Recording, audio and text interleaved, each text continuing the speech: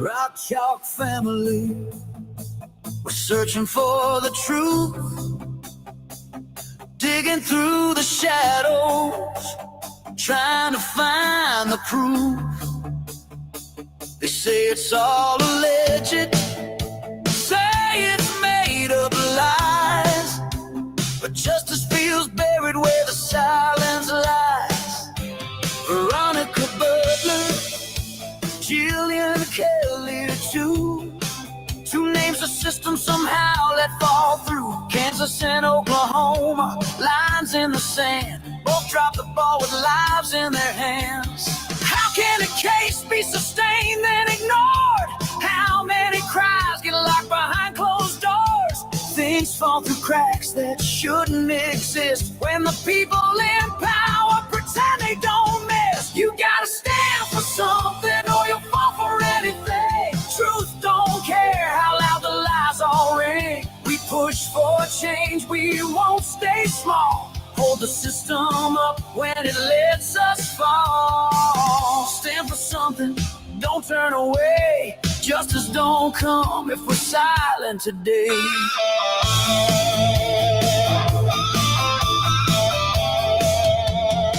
5 misfits caught, yeah, 5 in chains. But what about the rest still walking the same? Do you really think they all just quit? Dismantled the group and that was it. Sovereign talk off the grid, but the damage done is what they hid. Families screaming unheard for years, while paperwork dries up soaked in tears. Body cam should be the law, not a suggestion, not a flaw. It's 2026. What's the excuse when the truth depends on a camera's view? You gotta stand for something or you fall for anything. Truth don't care how loud the lies all ring. We push for change, we won't stay small. Hold the system up when it lets us fall. Stand for something, don't turn away. Justice don't come if we're silent today.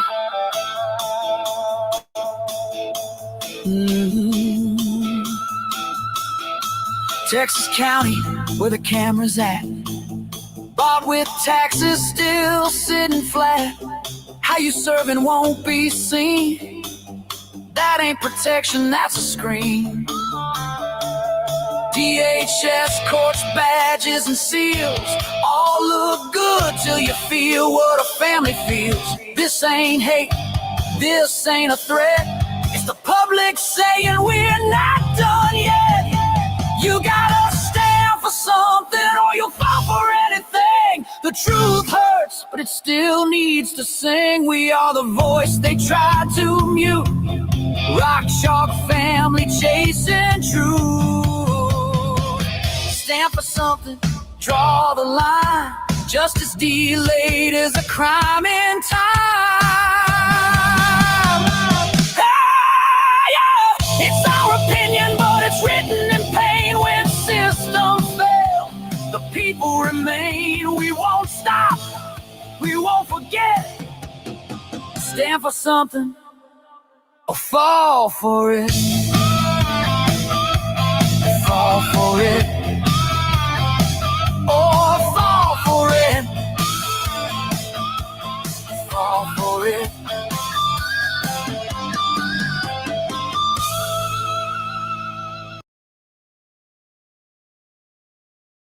How's everyone doing? Hopefully everyone is doing good. I write them songs. Actually, Chat GPT writes them songs. I just help it along. Hope you guys like that song. You know, it always bothers me. This whole body camera thing bothers me. We're in 2026 and taxpayers' money is paid for body cams.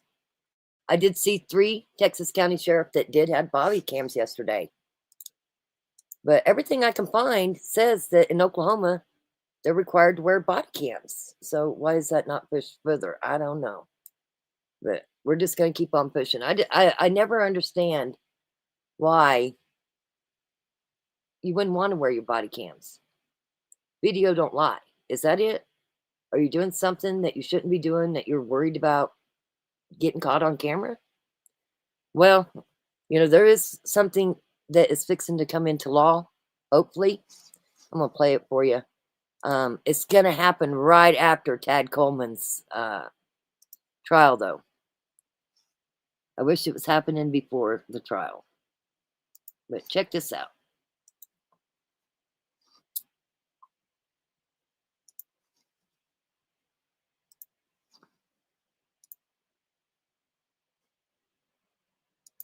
Cameras could soon be coming to public courtrooms across the state. A bill filed ahead of the upcoming legislative session would require audio and video recordings of court proceedings.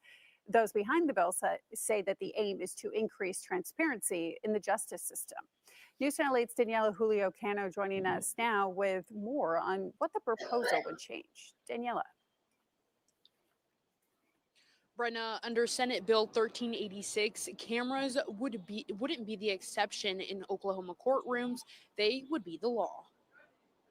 The bill would require all public court proceedings to be recorded using both audio and video, with live streaming required whenever technically possible. The footage would be archived and made available through statewide public access portal. State Senator for District 33, Christy Gillespie, says the goal is transparency and accountability, similar to body cameras already used by law enforcement. I don't see any reason why if our public safety. Did you hear that? Let's play that one more time, just that last bit right here. I don't see any reason why if our public safety officers are wearing cameras, why in the world we wouldn't want cameras to be in the courtroom to oversee how the legal proceedings go from there. The bill also addresses accuracy in court records. While court reporters would still produce official transcripts, video recordings could help resolve disputes if something is missed during testimony or arguments. We want to make sure that we're as transparent as possible, and that court reporters, they aren't infallible, and sometimes they don't get everything in the record. And a camera and the footage from a camera can answer some questions we might have. The legislation includes protections for minors, jurors, and victims, allowing cameras to be positioned to avoid showing protected individuals or to restrict footage when required by law. But the other thing is we want to make sure that the perpetrator is on camera, but as well as the judges, district attorneys, the attorneys. We want to make sure that they're accountable for the things that they say and they don't say. Funding for the equipment would come from the state, not local courts, a challenge lawmakers acknowledge. If the bill passes, it will go into effect on November 1st of 2026. Right now, the biggest hurdle is funding. Reporting in downtown Tulsa, Danielle Julio Cano, News Channel 8. By the way, that wasn't me coughing up a lung. That's justified. And I even got the door shut. So that wasn't me. Wasn't me coughing up that lung. Hello to everyone. It's good to see everybody. We're just going to get started here. Last night we went ahead and went live because I knew a lot of people was waiting up to see it. We did go to the sentencing for Tifany Adams yesterday, the granny that killed her grandchildren's mother and the supervisor that was supervising the visitation. A lot went on yesterday. The whole morning, first the defense started out, and to make things go faster, they did affidavits, okay? And when they did affidavits, they did it for the DHS people. They did it for all the attorneys that had worked for Tifany Adams.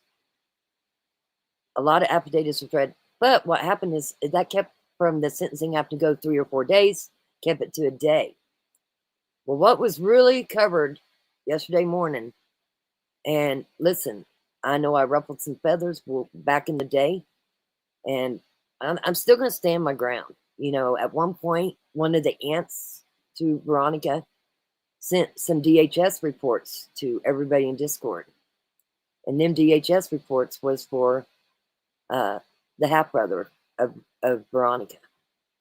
And the ones that we got sent was substantiated, and they were sealed. So a lot of people, there's other creators. You guys know who they are. You know, they said it was all made up. As a matter of fact, one of the creators I know for a fact also had that DHS report. But sometimes people kind of hem haul around about what they're going to report, especially mainstream media. You know, they only report what they want you to hear, and then the details you're not going to hear. So in court yesterday, it was all about the essay. And what the attorney said, he turned around and looked at the family. He said, listen, we know you've lost loved ones. And this is not here to dig at you or hurt you. It's to add context to why this was done. Now, you know, the family did give their impact statements. And listen, every one of the family members did an awesome job on their impact statements. There was two that really moved me, and that would have been Pastor Heath, Jillian's husband. He got up there and said how God wouldn't allow hate in him, and that he really wanted Tifany to find God, and he forgave her, and that he had a Bible for her. It's a small Bible, and he had one for, I don't know if he called them the compadres, but actually for the rest of her group too. He had one for all 5 of them, and that he had talked to Buddy Leach, and that Buddy Leach said he would deliver them if they wanted them Bibles. And, you know, and he talked about how great Jillian was, and what their lives were like without her. How 2 of his boys had a really good football game. Jillian loved watching their football. She missed that. She missed proms. She's missed homecomings. She's missed boyfriends and girlfriends come and go. She's going to miss grandkids, going to miss marriages. Just, it was really heartfelt. The other one that really, they all got me. They all were really good. The other one that really got me was Veronica's uncle, Melissa's husband, Joey. You know, it was obvious that Melissa and Joey was very close to Veronica. I do believe that Veronica thought it's Joey as a father figure for her, from what I was hearing him say. And again, that one really moved me too. We're going to go ahead and start. We're going to start with this Paige Stockton. And as I said yesterday, she's just not seasoned yet. And the reason I say that is because she's saying what she sees and she's reporting it. She's new, and it's just a matter of time before they get to her and start telling her exactly what she can report. So this one's about 20 minutes. This was at lunch yesterday, and she did a Facebook Live. And I know some of you watched it last night, but for everybody that kept saying alleged essays, well, we know now that they're not alleged, okay, with the half brother. So here we go. We're going to start here, and I'll catch up with chat as I go. Again, some of you might have seen this last night. We went over it a little bit, but we always go live on Tuesday. And listen, people were in bed. I get it. People were in bed. A lot of people didn't get to see it. So we're going to go over it again. I will drop the link if anybody wants to come up and talk, or you just have anything to say. We'll go with it. We're going to try to stay on Tifany's sentencing and what all went down. We're not going to get off track and talk about all kinds of other things, just because we want to cover this right now, okay? Let's see here. Let me find her Facebook. Oh, somebody messaged me. Hold on, before I bring that live, let me see what this is. Hold on a second. Ooh, gosh, this is long. Okay.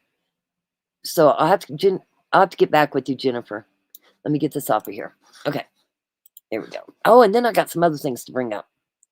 Like Kevin McIntyre. Is he still with District 1, or is he working for EMS in Boise City? I've been told that he sure is at the EMS station during work hours, what would be work hours. So does anybody know if he's still working for District 1 Task Force? I'm curious. Here we go. Let me back this up. Oops. Courthouse, where Tifany Adams is going through her sentencing process right now. Back in October, Tifany Adams pleaded no contest, which means that she is not saying that she is guilty, but she's accepting all the punishment that goes along with that verdict. And so we are here to see her sentence today. This morning was spent a lot of just going through and the attorneys started You're this by correct, saying that this Whisperer, is and not who's a called liars. justification, this is not a excuse, but they just wanted to give a little bit of background into what happened. I think they said that this is not an excuse, a justification, or attack on any of the family members as they go through what the alleged child abuse case against Veronica Butler's younger brother and her half brother and the children in this custody dispute's uncle. There was alleged child abuse going on in the house. And so a lot of this morning was hearing sworn testimony from attorneys and DCF in Kansas and Oklahoma, legal legal attorneys got taken in by Tifany Adams and Wrangler Rickman, which is Tifany Adams' son and the father of the two children in this custody dispute. So we heard from his ex-girlfriend at the time of these alleged child abuse. We heard from her. And when I say we heard from her, there were affidavits that Tifany Adams' attorneys brought in and read out, saying, and this was a sworn testimony by this person. So we heard from Jessica Forbes, we heard from sheriffs with Grant County, as well as Cimarron County and Kansas. We heard from CPS specialists in both Kansas and Oklahoma, and again, they said that this was not a justification or an excuse on Tifany Adams' defense, but just an explanation of why Tifany did what she did. And so we were hearing from her attorneys different testimonies and things from these people that were directly involved with the case. And that is how our morning has been spent, is just listening to these affidavits. The Tifany Adams attorneys, they read out probably over a dozen different people's, sorry guys, the Tifany Adams attorneys read out over a dozen affidavits from people involved in the case, people in relationships with the family and different things like that. And then the state also added in some affidavits, including Jessica Forbes, who was dating Wrangler Rickman at the time, and said that she personally has seen unsafe behavior by Tifany Adams and manipulative behavior. And so they just kind of went back and forth of different people who were involved in that case, and just talking about guardian ad litems who were involved with the two children involved in this case. And so later today, we are going to be hearing from the victim impact statements. That is going to be happening. We are at lunch right now, about 1:30. We are going to go back into the courtroom where we are going to hear the victim impact statements from family, friends, and people involved in this Hold on a case. second. I'm Hear going to try to how see. I don't know why.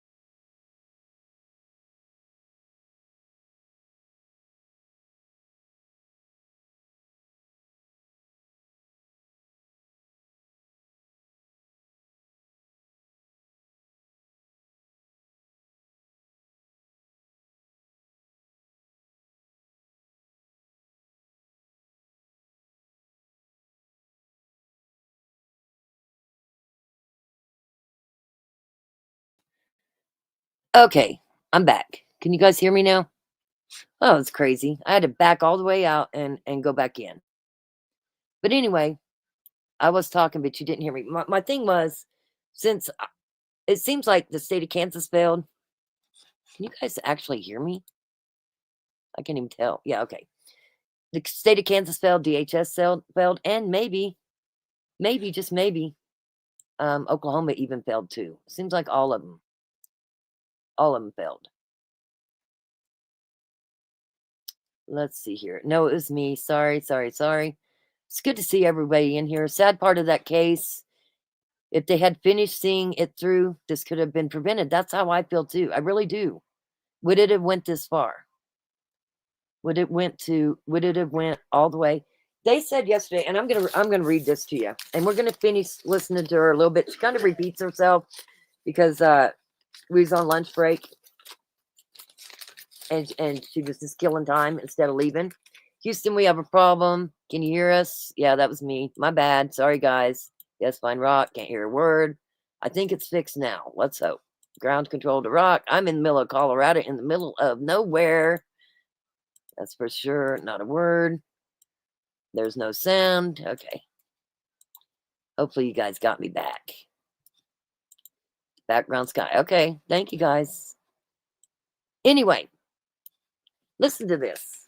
So the custody battle started in 2019. Thank you, Jay Thomas. Appreciate it.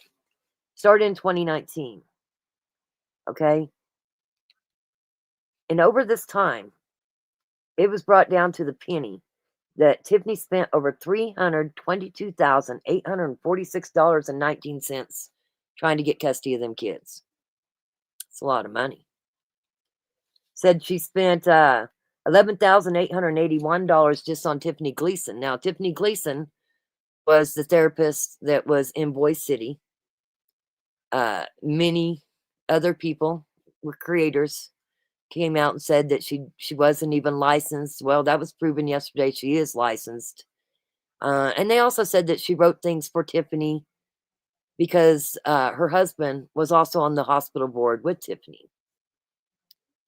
Well, I don't think that's true. And the reason I say that is because the DHS, Angela Hernandez, she also wrote an affidavit saying that she was there when the kids were talking and what they said as far as the SA. Listen, it's never easy when you got somebody in the family that's doing not good things, okay? We had that happen in my family, and it is embarrassing. I get it. But you still got to look out for the kids. You know, I had a nephew that did some things with one of my daughters. Actually, two of them. One of them, he wasn't able to. But anyway, when it all came out, that child talked to my sister, my brother-in-law, and my mother. Well, they all chose to ignore it, act like it never happened. The sad thing is people don't just forget. When things like this happens to them, just because your family wants to forget, they don't forget. It's still there. Never goes away. Thank you. Yes, me and them songs, I'm telling you. So, you know, needless to say, I have nothing to do with my mother or my sister or my brother-in-law. Since then, my nephew has been to domestic court with some allegations. He never changed either. And I'm just saying, when you try to sweep things underneath the rug and you don't get help for the ones that's doing it and get it stopped, it never stops. And the victims, they never forget either. That's something that sticks with them for life. And I really feel like things could have been changed if DHS would have did their job, the Kansas courts would have did their job. I don't think we'd be where we're at today. Now, would Tifany still be hating Veronica? More than likely. Would there still be some chaos going on? More than likely. You know, one thing about that is, seems like when we get older and we get tired of the drama and the bullshit, it tends to not be as bad. But when you've got things going on and the courts and the people that's supposed to do things to protect don't do it, people look other ways. And is that what happened in this case? I don't know. I don't know. Is it right? No, it's not right. It's not right. 2 women lost their lives. 2 women lost their lives horribly. Then they got put in a freezer and buried in the ground. That's not okay. Now, Tifany, I'm going to pull up the reports. Super, super surprised they didn't take Granny directly from the courtroom to prison.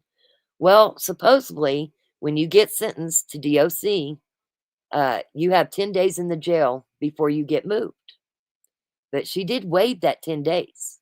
And it looked like they pushed the paperwork through. I have not looked today to see if she's still on the roster, the jail roster. But they might have very well, I would say they're going to move her very soon. You going to time yourself out, Christopher?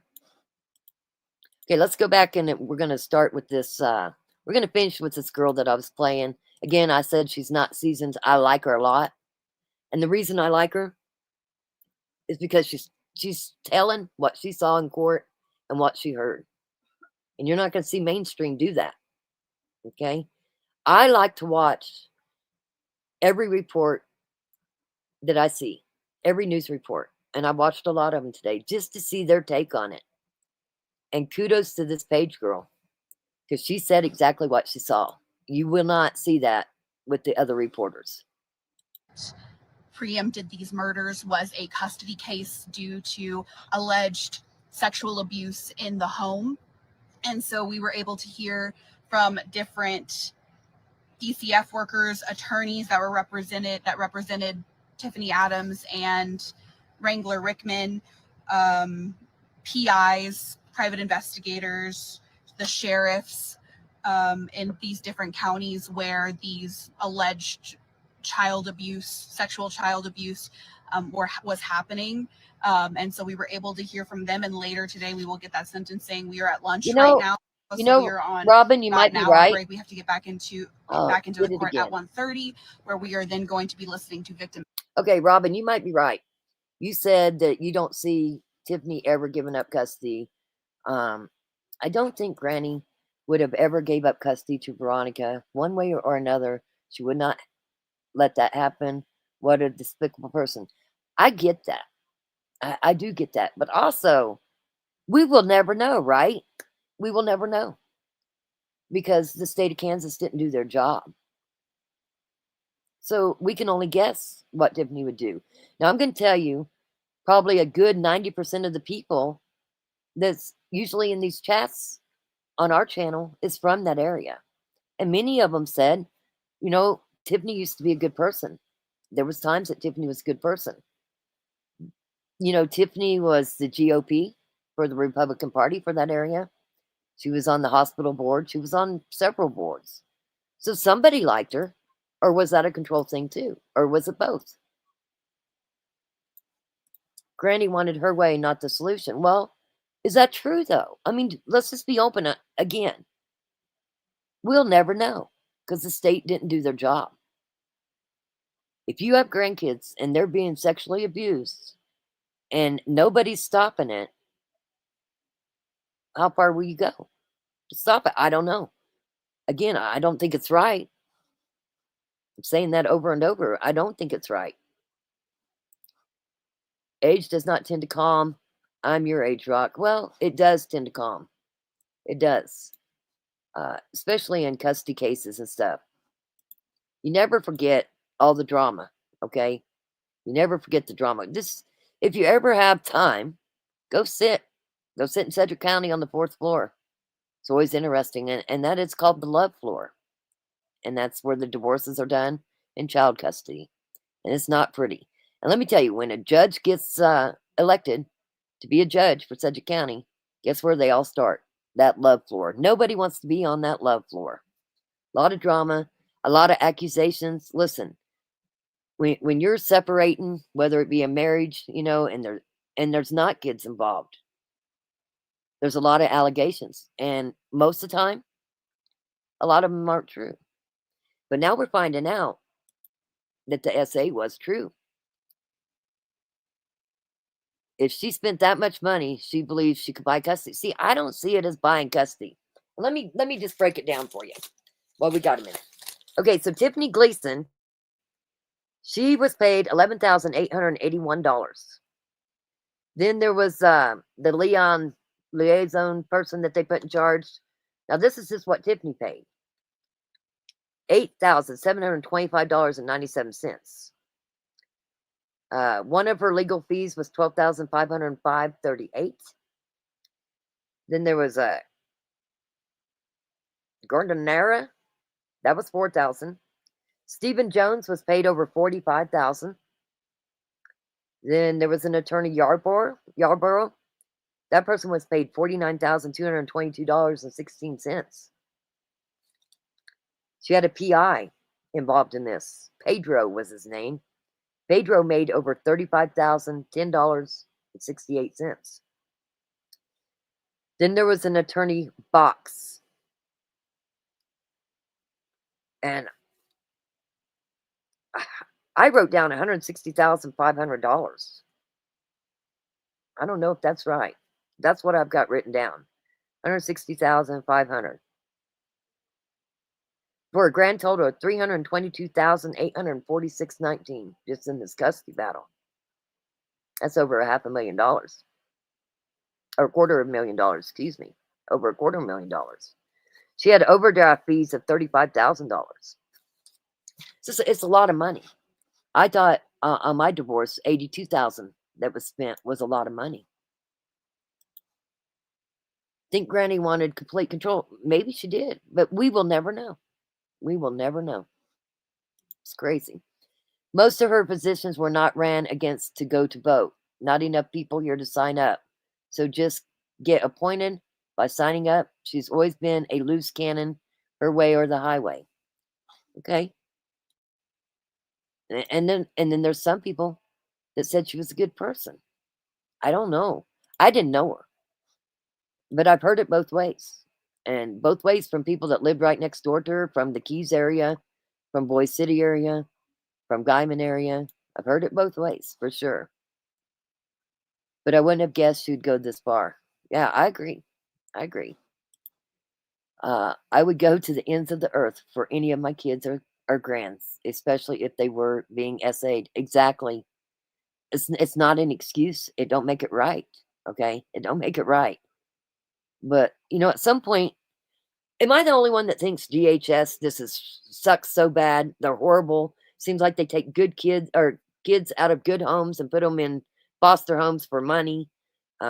Kids that should be removed from homes don't get removed. Like, am I the only one that thinks that whole system across probably the whole world needs revamped? Something's not right with it. And what kind of degrees is people having? Back when I started working for the state, I was a state investigator. But I had several friends that worked for what we called SRS at the time. They didn't have any degrees. They just got the job. What kind of degrees, what kind of training, what kind of education does these people have that has these jobs? And yes, I realize there is a lot of kids involved, but we got to try to protect all of them that we can. And why do we have a system if it's failing? We got to redo it, right? We got to fix it. If it's failing, we got to fix it.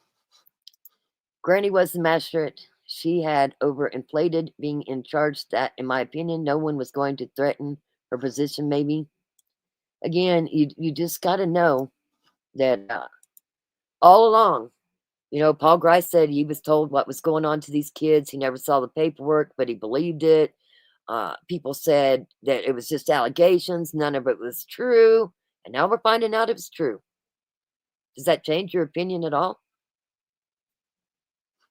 I'm just curious. Again, it's not to make it right. But only we can put pressure on the state and these DHS systems and make it right. Because you know what? Tomorrow it could very well be your kid, your grandkid involved in something. Look at all these teachers. It seems like a lot in Oklahoma. They're getting charged with SA. And there's a lot. There's not just one or two. There's a lot. What if your child gets involved with an SA from a teacher at school How are you going to feel? I'm just curious. Why would she need that much for all them attorneys? She just needed one to do the job, unless the attorney hired all the other people. Well, Wendy, let me tell you how that works. Sometimes you get an attorney and you think they're going to be a good attorney, and then they get other cases and they just don't have time for your case. Okay. Sometimes you get an attorney that can't handle a lot of cases, or drop the ball, or they don't got good paralegals working for them. So what do? You got to let that person recuse himself, withdraw from the case, and you hire somebody else. And all of them cost money. I've had my share of horrible attorneys. I have a lot of friends that's attorneys, and they're really good attorneys. And I've had friends that's attorneys that really suck at being an attorney. Sometimes you just don't know how well that person is as an attorney until you've hired them. You might have a friend that recommends that attorney. Well, they're a friend of a friend, and they did a little extra work for the case. So they're going to talk all good about them. You come along, you hire them, they won't call you back. You might need a sync order, a child in need of care, where you need something acted on right now. They won't do it. In the meantime, somebody's in danger, kids are in danger. You got to figure something out. If you have an attorney not working for you, you can't get a refund. You know what I mean? You're not the only one. Agree. Libby, Alex, good to see you. Oh, agree. You're even in Canada. I work in a school, and there was a boy I worked with who shouldn't have been taken away, but wasn't. Listen, I see it.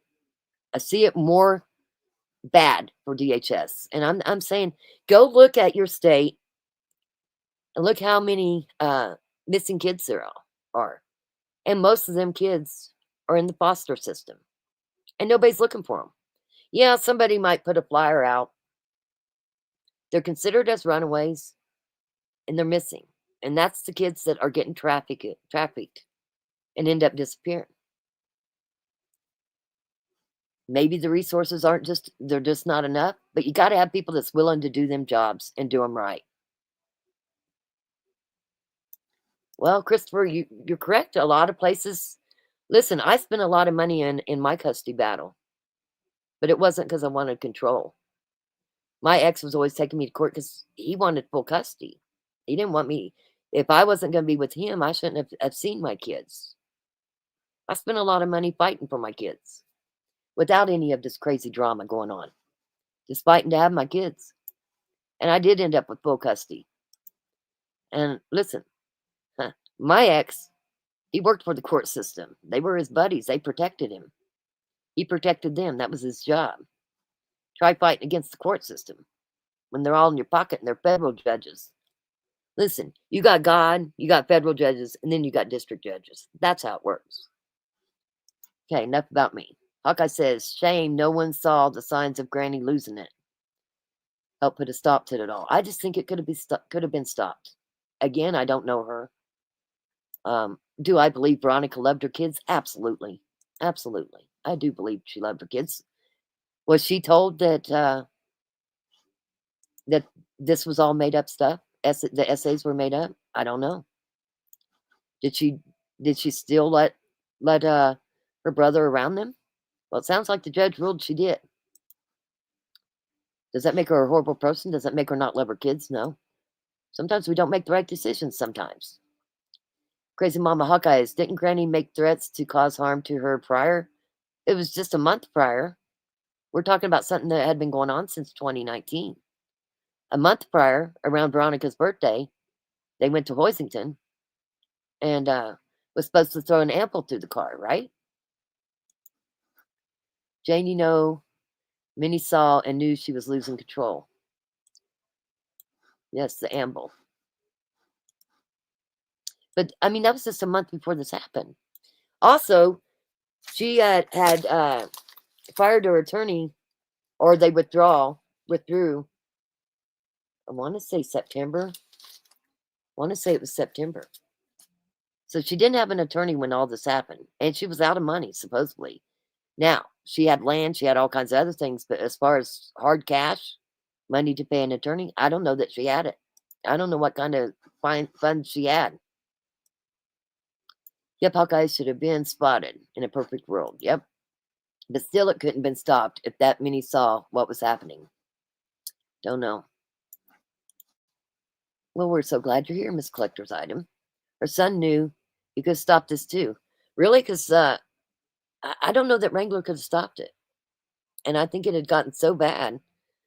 If Wrangler wouldn't have been in rehab, ordered by the courts, would something have happened to him too? How far did this go? It seems like it went to a point where Tifany lost her mind for sure. She unalived 2 people. I don't know that Wrangler would have ever thought that she would do this, that his mother would do this. I don't know. I just really don't know. But listen, she has another son that lived with her. That seems to be a pretty good kid, is what I hear. And then she had a daughter. So she had other kids. What about them 2 other kids? What about her sister that lives, 5 miles away? And her other sisters. They're all still pretty close. What about all them other misfits? Did they just stop being misfits? It's crazy. It's just crazy. Mm-mm-mm. Listen, when we was coming back from Boise City to Colorado last night, Justified, the trafficking really bothers her. And every damn semi we was behind, she's looking, trying to see what the name of the truck is. In these rural roads, she's convinced in her mind that trafficking is going to go on in these rural roads. And she's probably right. And I don't think Wrangler knew either. I really don't. And that's not me. Listen, I don't know Wrangler other than this case. And I've said this from the get-go. And I said this to Veronica's brother-in-law, or uncle and aunt yesterday. They said, he's a bad guy and all this. And I said, yeah, but have you been around him since he went through treatment? Y'all are saying how bad Tifany is. That's his mother. That's who raised him. And if you think she was so bad, then how could you think he wasn't bad? Now that he's not under his mom's thumb, it was said that Tad held a gun he woke up and Tad had a gun to his head. I mean, he's in a different environment. What I said was, you got to give the guy a chance. Everything I've seen, he's doing good. And I also told him, if I see something going wrong, you'll be the first ones I call, I promise. If I see something going crazy, you 2 will be the first ones I call. But can people change? Can people change? He seems like he's changed. Again, I never knew him before this case. No, Wrangler's not in a hood state to know. I really don't think he knew either, guys. And that's not me trying to stand up for Wrangler. Listen, it's fair to say that Veronica's family, probably all of them, hate Wrangler. They bickered back and forth. They had kids at a young age, a lot going on. Wrangler's drug of choice was alcohol, but he dabbled in other things. There was a lot going on. And now they don't have Veronica no more. And that's because Wrangler's mom killed Veronica. So it would be easy to keep hating Wrangler. Okay? It would be. But if Wrangler's really changed, which I feel like he has, but that's my opinion. Okay? He's did his treatment. He's got a good job. And yes, there will be 6 kids in that house. Between his wife's kids and their half-sister, there'll be 6 kids in that house. But I think he can handle it. I really do. And if you continue, this is just my opinion, guys, my opinion. But this is what I'd say to Veronica's family. If you continue to hate Wrangler because of what his mother did or what he did when he was younger, it's going to really cause problems, and it's going to end up affecting your relationship with Veronica and Wrangler's kids. And at some point, you want to keep that communication good. Because I have no doubt that Wrangler will end up with his kids. And I think it's going to be very important to everybody's well-being that them kids have a relationship with Veronica's family, not the half-brother. I would be in big disagreements with anybody saying that he should have anything to do with them kids. But the rest of the family, I think that's what will help you heal throughout the years. Nothing's going to heal you completely over such a tragic incident, but you're going to want contact with them children. So you're going to have to give them a chance. That's what I say. He was in rehab at the time, if that's right. Yes, he was in rehab.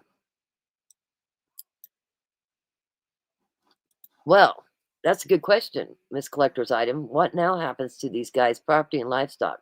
Well, Veronica's mom filed a civil suit, but before her attorneys, the way I see it in the paperwork, before her attorneys got things filed, Tifany sold property to her son, not Wrangler, the other son, for $10, to the daughter for $10.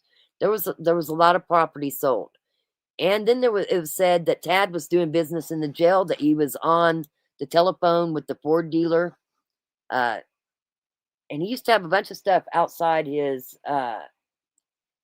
place, a bunch of combines. He had a skidster that he ordered from John Deere. And now there's nothing there. I was sent stuff from Facebook Marketplace where his mom was selling property that people believed that was Tad's. These people knew that there would end up being a wrongful death suit come. So it seems to me they got rid of their stuff. I don't know that they have anything left. I don't know if anybody could have stopped it or not. But that's really hard to say when you've got children that's being abused, whether it's SA or something. I mean, what's worse than SA? I don't know. It's really hard to judge that. Listen, I'm one of them people. I'm not going to say the name, but there was somebody that would come into chat. I was always nice to him. Out of the blue one day, I got stuff sent to me.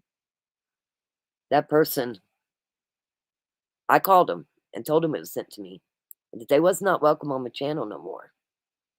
They had more than one SA case, and it was separate years. I cannot have anything to do with people when it comes to children, when it's bad things against children. That's just something I can't forgive. And I politely told him never to come back to our channel. So, yippee-ki-yay. Hey, Rock Jack, jumping in late. That's good. Miss Collector's Item. I know at Jane, I just wanted something that nobody knew. There you go. It's hard to say. No one knows. Nobody knows what Wrangler went through either. I just say you got to give him a chance. Wrangler was in treatment because of actions Tifany caused. He might have been killed next. If he wasn't in treatment, he might have very well. I think that's a very good possibility. I know it's just one of those shit situations that went unnoticed. Did it go unnoticed? I mean, you got DHS that was in the middle of it. You got a Kansas court that was in the middle of it. You got an Oklahoma court that's in the middle of it. So it didn't go unnoticed. Somebody didn't do their jobs right, correct? So it really wasn't unnoticed. I mean, if you want to say that, and this is not just to one person, I'm just saying this in general. So just because that's on the screen, it's not to Jane. I love Jane. What I'm saying is, all these motions were filed. You've got DHS involved. You've got substantiated cases, and nothing gets done. And these kids are still allowed around the person that's doing SA to them. It should have been noticed. You had 2 courts involved, and you had DHS involved. You have DHS cases in Oklahoma that was substantiated. It should never go off their history, their records, right? Should always be there. Do you think people that do SAs, do you think they get healed? Do you think pedophiles get healed? Because I don't think there's a cure for pedophiles. That's my opinion. And I have a right to my opinion. But I think when you have pedophiles out there, I'm not saying this kid's a pedophile, but he was doing SAs. But when you have pedophiles out there, can they be cured? I mean, there's not a pill they can take. If they want to do things with children, how do you change that thinking? I just don't know. Just don't know. In my opinion, Wrangler had no clue. You know, Wrangler was fighting with his mom too. Okay? If you guys remember, Wrangler went to pick up the kids, and Tifany had a call to arms. And she had the cooks there. She had Cole and Cora Twombly there. She had Tad there. And they had AR-15s there. Wrangler called the police. And the way I understood it, one of them that showed up was Kevin McIntyre. And they wouldn't even let Wrangler have his kids. But there was all them guns for that call of arms. Christopher says, I know first person I thought of was, where was baby dad's? He would have been set up if he could have. I don't, listen, I don't think Tifany wanted Wrangler there either, and I think it's very possible. Just my honest opinion, but I think Wrangler deserves the benefit of the doubt. Give him a chance. He's probably been through hell. I'm just curious, how many people you know that, because we got several in our group that way back in their younger days, they did drugs, made mistakes. Should the mistakes stay with you for the rest of your life? Or can you change? Should things you do, say doing drugs, maybe even petty thefts, should that be held against you for the rest of your life? Or can you change? I'm just curious. Crazy Mama says he needs to be able to prove himself, but I hope he doesn't piss away the chance to give them a good life. Listen, he's got a good job. He's got the 4 other kids. They all are well dressed. They're fed. His wife's going to school to be an attorney. They seem to have it going right. I'm not there. I only know what I'm told. Jane says, yeah, Wrangler a toughie. He needs to be, now he's sober. He'll be okay. I think so. I think so. I think, for one, he's older. For 2, it was prison. Listen, it was prison or rehab. And he thought he was going to prison. And Buddy Leach gave him rehab. And he took advantage of that. And when I say that, he knows he could have went to prison. And as far as I know, he ain't had a drink or anything since he went to that rehab. He's been sober, completely sober. What the hell, Hawkeyes? I missed it. What's typing in there? It's crazy. It is crazy. Okay, let me finish playing this. I'm not going to play everything this girl says, but again, she's young. She's not being told what she can't say. Impact statements, victim impact statements are going to be coming from the family, friends, people involved in Veronica Butler and Jillian Kelly's life. A lot of family members are here today on both Tifany Adams' side and Veronica and Jillian's side. And so we are hearing from a lot of these people. Also, we are hearing about how Tifany Adams footed the bill for a lot of these legal representation for the custody dispute that they were going through. This was a long dispute starting in what was 2019 up until the murders of Veronica Butler and Jillian Kelly. And they actually gave us a summary of Veronica Butler's, Tifany Adams, and how much she paid in lawyer's fees. And that ended up going out to over $300,000 in legal fees, trying to fight this custody. Stop it. There we go. Let me say this to this question right here, because I want to make sure I address everybody. In the wrongful death lawsuit, did they list DHS? Well, this is the problem, yippee-ki-yay. The wrongful death lawsuit is filed by Veronica's mother. Okay? Veronica's mother, it's her son that did the essay. So, of course, DHS is not put on there. Because at some point, listen, she's lost her daughter. Don't want to blame her. But in that paperwork, it said that he was supposed to go to further counseling. She didn't enforce that. And she's also got a younger child in that house. I'm going to leave it at that because I really don't want to bash her. I do know she lost her daughter. I know she's terribly upset. But as a mother, you got to protect your children. You got to protect your youngest child too. So no, it's not in that wrongful death suit. But it should be. It should be. Case because there was alleged sexual abuse from the children's uncle and Veronica Butler's half sibling.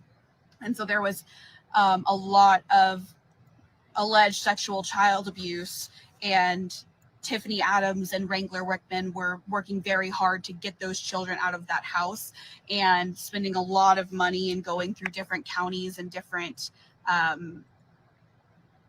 lawyers and things like that. So they Okay, let me say this too. It was said in the affidavits that was read from the counselors and stuff, the therapists that the children saw, and we're talking about Veronica's children, that they would have to go have sleepovers. This is what was said in the affidavits. They would go have sleepovers with this half brother, and this is when it would happen. I don't believe that I heard that it happened at Veronica's house at any time or with Veronica there. The way I understood it, it always happened at Grandma's house where the uncle was. And let's remember, this uncle was what, 11, somewhere around 11 years old when this was going on. and she, in summary, ended up spending $322,000 on different lawyer fees trying to get sole custody or guardianship of the two children involved in this case. So she has pled no contest, which means she is not accepting guilt in this case, but she will accept the punishment. And so, Hold on. I want to say this. You know, most people, okay, most people, I know you want to bad enough, you will change. Listen, my hairdresser, she's gotten into that fentanyl. I mean, she's my daughter's age. She got her daughter taken away from her, went to jail, got visitation with her daughter. As she went to pick up her daughter, got in a wreck on fentanyl again. She's in jail now. Just had a baby, sold the baby for $1,000. So no, she never changed. But there's some people that their kids are everything, and they change enough for their kids, and they want to get right. But there is some people that nothing's going to change them. But you can't put everybody all in the same bucket, okay? You at least got to give the people a chance to change. That's how I feel about that. today, later on today, after our victim impact statements, we are going to get her sentencing. In that plea agreement, it does say that she is not going to be able to get the death penalty, and she is not going to have to testify in any of the other cases or any of the other proceedings associated with this trial. And that was in her plea agreement. She is not going to be, there were 9 counts that she was charged with. She will not be charged in 2 counts of the child abuse. This is Paige Stockton. She works for KFDA Channel 10 out of Amarillo, Texas. Now, if you guys remember, what was the other girl's name? She was really good too. And now she works for Oklahoma City. I can't think of her name. But the girl that had this job before this girl was really good too. And obviously, bigger TV stations found her, and she's out of Oklahoma City. But let's not forget the guy, the cameraman. They got rid of him too. Remember the cameraman? The cameraman would go early, and just film everybody going in and out of the courthouse, film everything all day. I miss that guy. We need him back. And I do not have that third charge off the top of my head, but 3 of those charges were dropped so that she I agree, was Flower able Daisy. to take this plea agreement. So she is pleading no contest to both of the charges of murder, conspiracy, and those other 6 charges that you can find on newschannel10.com. We have done a very thorough recount of this case. Tad Cullum and Cole Twombly's plead of not guilty, and Tifany Adams pled no contest. So she is here today. We are live in Texas County, Oklahoma, in Guyman at the Texas County Courthouse, where Tifany Adams is going to be sentenced later today. This morning was spent listening to testimony and affidavits that Tifany Adams attorneys, as well as the state, brought up with different legal counsel that Tifany Adams and Wrangler Rickman have taken. And there was also a summary of how much was spent by Tifany Adams to fight for this child custody case, and it came out to over $300,000 that Tifany Adams spent in fighting Veronica Butler and her family because of the alleged sexual abuse of the children. And listen, Nona, you have been honest straight from the start. Thank you, Rock. Your words just made me feel much better. But yes, so many people who knew me when will never believe I've changed. It's been 43 years. Listen, one of my children had 2 jobs, had a good job going to college. They got mixed up in meth, okay? And she swore she wasn't doing it. Anyway, that was 5 years of hell for my life. It was horrible. And my son-in-law ended up running from the cops, ended up going to jail, was looking at prison. And luckily, I have friends that ran drug court, and my grandpa. And we was able to get my son-in-law in drug court. Listen, drug court is not easy either. That's an 18-month program. And either you're going to take it serious and that program's going to work for you, or you're going to keep doing the shit you're doing and you're going to end up in prison. Lucky for my son-in-law, it worked for him. And he abided by the program, and it helped. Now, did he still have a drinking problem? He didn't do anything through that 18 months. Once he got off of his 18-month probation with drug court, he was still drinking. I've said this 1,000 times. A year ago, New Year's, a year ago, he decided his New Year's resolution was going to be to quit drinking. Totally changed guy. He's very involved in his church. Very pleasant to be around. A much better dad. And I can say he changed too. He changed too. But like everybody said, you got to want to change.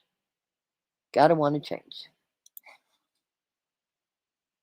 That was kind of at the root of this case, was involved in Tifany Adams believed that there was sexual assault happening in the home with Veronica Butler. And so she was trying to get those kids out of that home. And that is kind of how this case started. And so we are listening to testimony from therapists that have met with the kids multiple times and heard their testimony, as well as legal counsel that Wrangler Rickman and Tifany Adams both made. I got to address this comment too.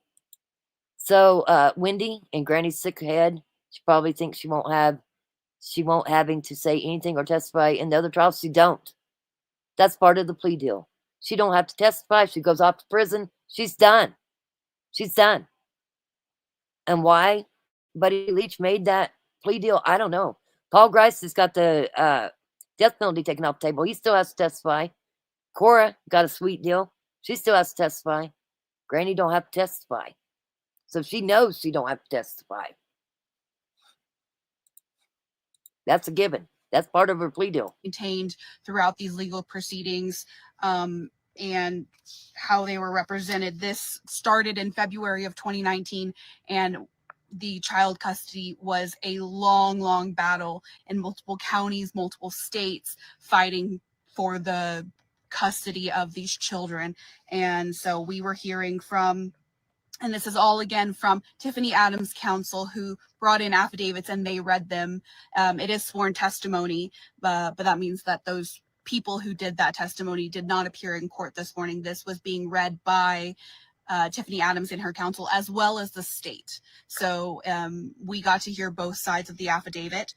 We heard from Jessica Forbes, who was in a relationship with Wrangler Rickman that ended in 2022, but she has been around the kids and been around Tifany Adams and Wrangler throughout this case and when that sexual assault allegation. Okay, I want to stop this because I want to address this too.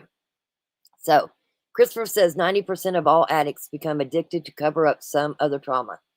Okay, so when I got in trouble, because listen, I've been in trouble myself.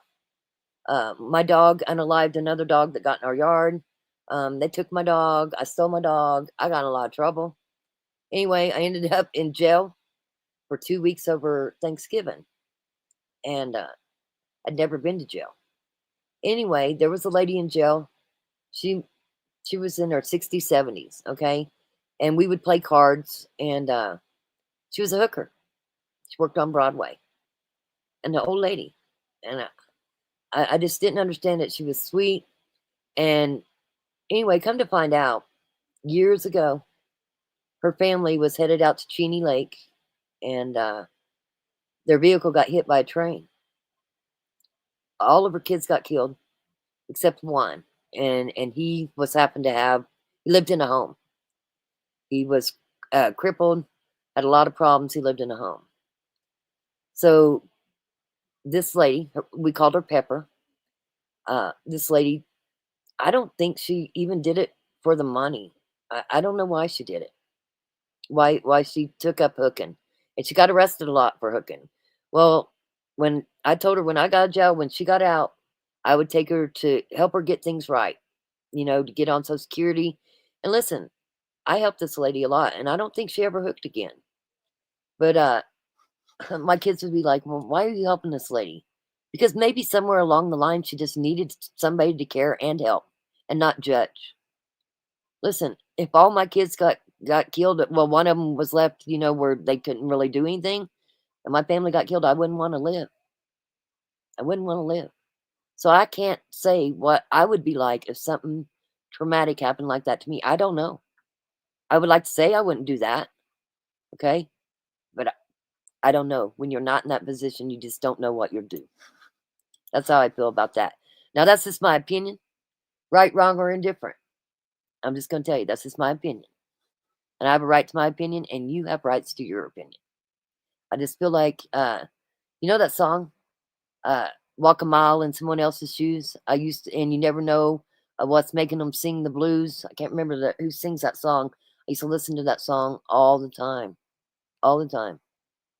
Who are we to judge other people when we just really don't know what's put them in that position? I don't know. First began in 2021. We also heard from sheriffs in Grant County, Kansas, and the former sheriff of Cimarron County.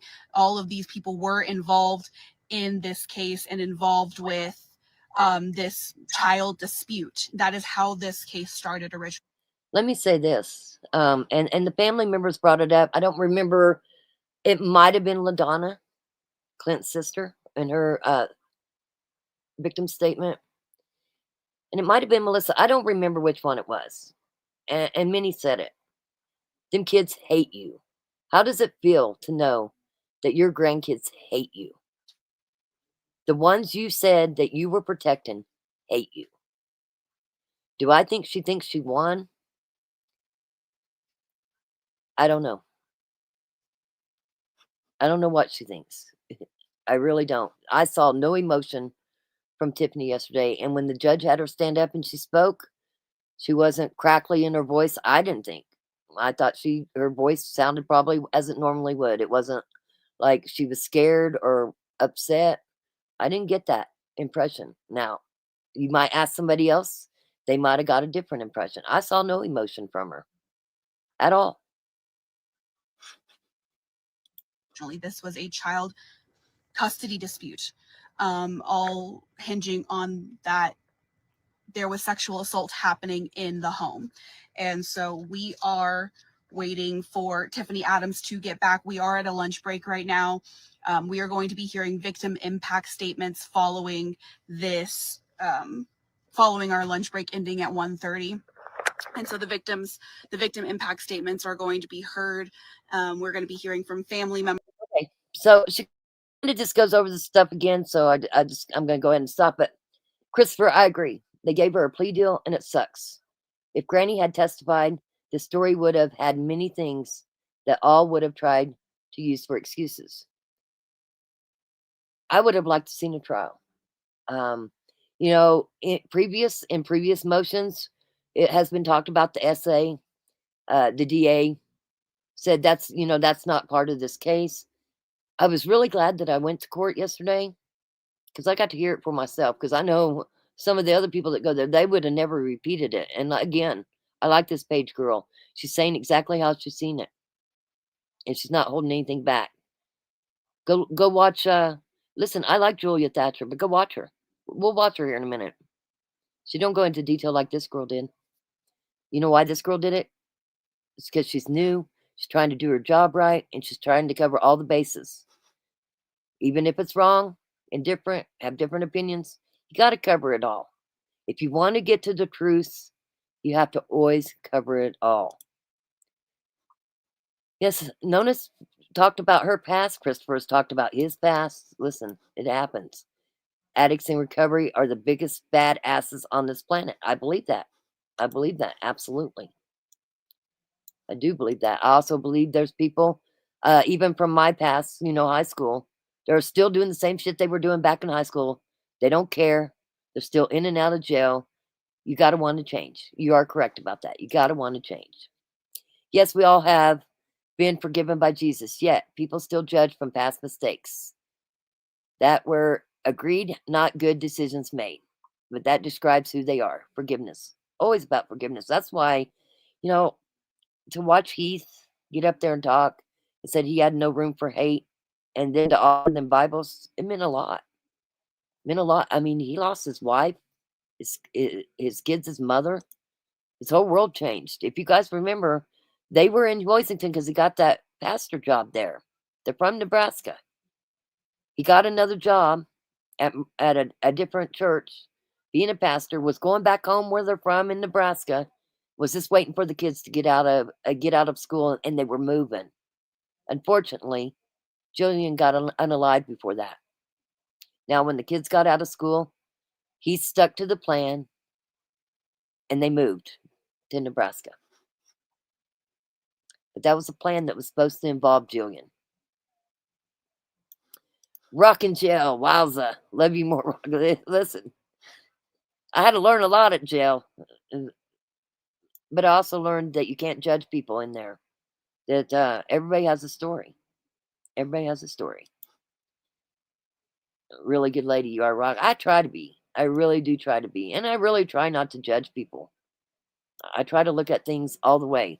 Now, when you have murder cases, there's always something root to it. And do I believe that the SA had a big part of it? My opinion, I believe it did. I really do believe it did.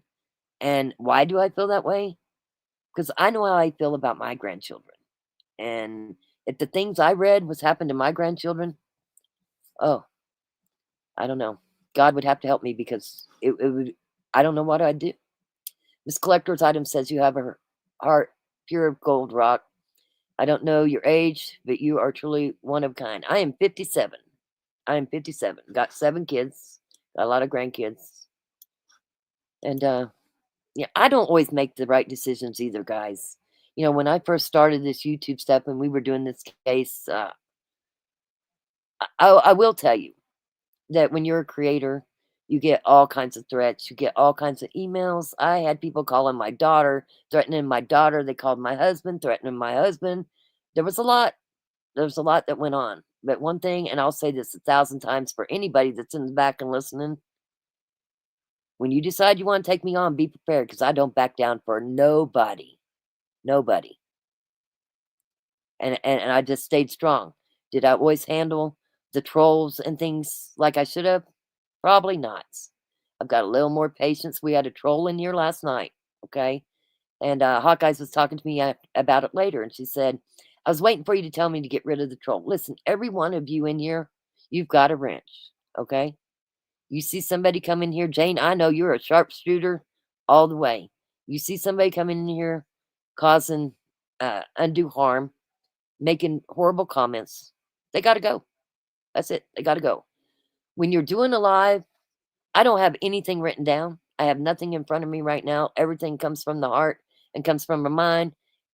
And so even to take just a couple minutes out to address the one troll that was in there would have threw me completely off on what I was trying to get across to you guys. So many people were waiting to hear what happened at court.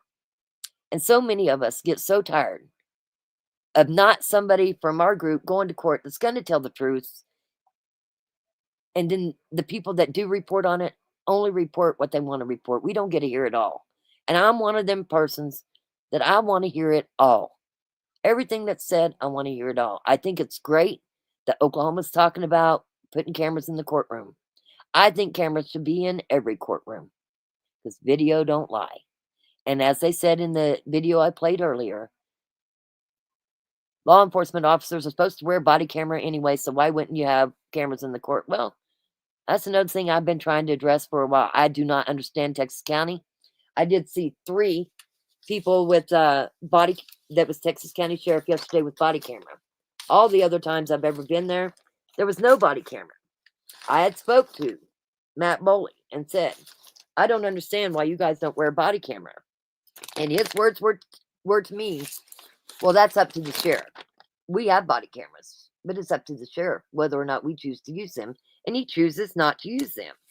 Somebody needs to change that. Taxpayer money is paid for them body cams.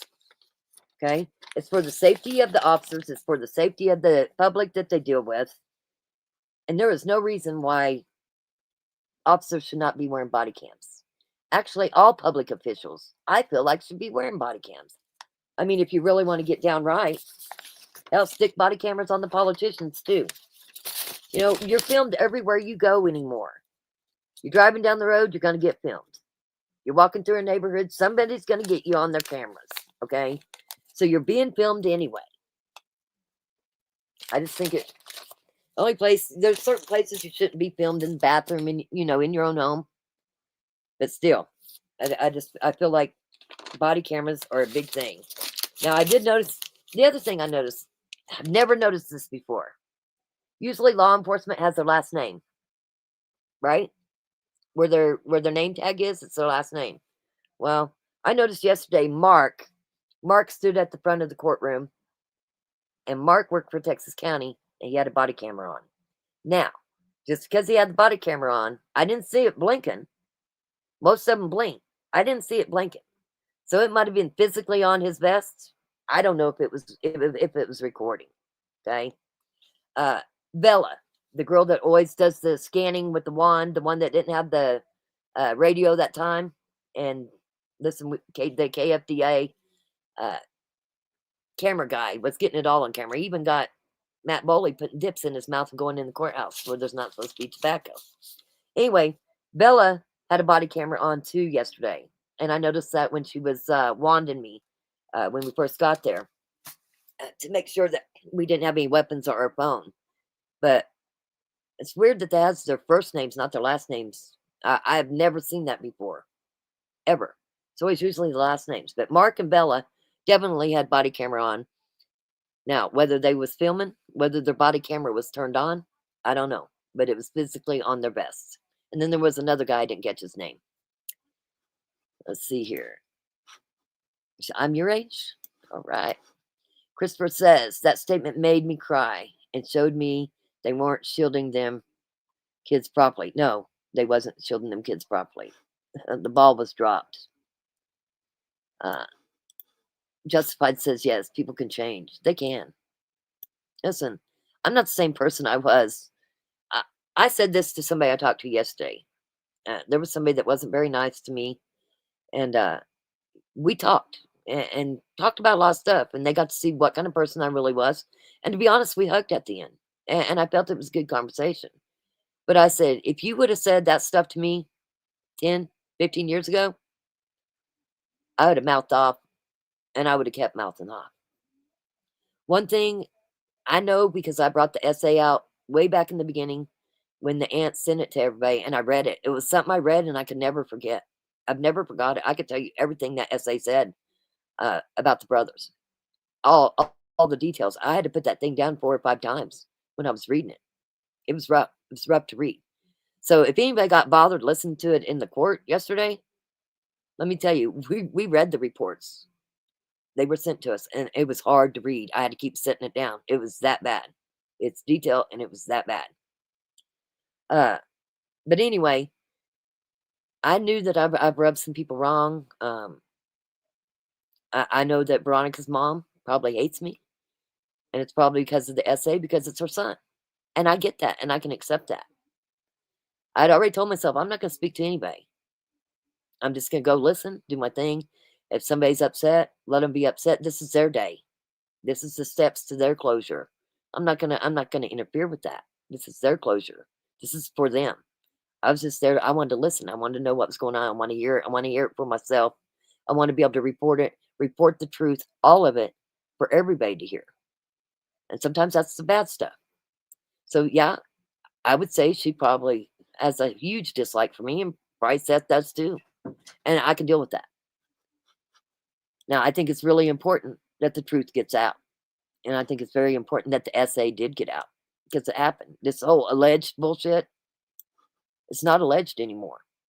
Now, with Wrangler and Veronica's kids, it wasn't followed up on. So it's gone. But the other two, the one against the brother and the other one in Oklahoma, they were substantiated. Okay? So they're not alleged. Rock, we are not 57. How dare you? I was born in 68. No one makes the best decisions. People make mistakes. Just own it. Yeah. You know, I want to say this 1,000 times over. I never took pictures of anybody's house. I didn't drive by their house. Now, on purpose. Now, I'll be honest with you. When the kids first ended up somewhere, I was headed to Walmart, staying at a friend's house, and I saw Veronica's kids in the front yard. I didn't go on my channel blasting it, but I saw them. Her kids, listen, you can tell they're her kids. I didn't take pictures. I didn't do any of that. So whoever's spreading the shit that I've taken pictures and I drove by people's house, that's absolutely false. If I did it, I'd admit to it. That's never happened. And I told them that yesterday. And so to the other creator that says that I did, you can kiss my ass, because I will own everything I do. Even if it's wrong, I will own it. You will never hear me not own something I did. I will always own it. I'm not always right. I don't always make the right decisions. But I will own what I did. I'm an adult, and I feel like your word is your word. Once you lose your word, you're nothing. Okay? So don't spread false rumors about people. If you're somebody and you want to ask me something and you think I did something, ask me. I'll tell you whether or not I did it. I'll tell you whether or not I said it. Yes, cameras do belong in the courtroom. Transparency is a lot. I am 57. I'll be 58 in April. So, you're older. You're older. Listen, but we're not the oldest in the channel. I'll tell you that. But listen, age is just a number. How about that? Age is just a number. Crazy Mama says, Rock, not to change the subject, but what do you plan on covering while we wait for the next 4 idiots trial sentencing? I'd love for you to dig into a cold case in Johnson City. You know, we covered California, Mike. We covered Johnson City. Mike is the one that he had a child, and the baby mama ended up married somebody very prominent there in Johnson City. And Mike was coming home from work and just totally disappeared. People said that they thought he ended up in a well. His body's never been found. There's been 2 trials with some really good attorneys because the boyfriend got charged. The girlfriend, the baby mama's boyfriend got charged, but it didn't stick. Had a hung jury 2 times. Yeah. Is that the case you're talking about? The guy that they think did it, the boyfriend, his parents owned the hardware store and all that. When we dug into it, get this, Crazy Mama. If that's the one you're talking about, I'm pretty sure it is, because his name was Mike. Tifany was related to the people that owned the hardware store in Johnson City. So, I mean, could that be why they put Veronica and Jillian in a freezer and buried them? I don't know. I don't know. Camera should be in for Cole's trial. Yes, yes. And how long is Tad's trial going to last? I mean, if they make it to where, listen, I don't know if anybody has. And maybe I'll try to call News Nation. Maybe I'll try to call Court TV. Has anybody asked Judge Parsley if they could put a camera in there? Has anybody wanted to? Like Court TV? I mean, if you don't ask, you can't do it. Right? But if they haven't asked,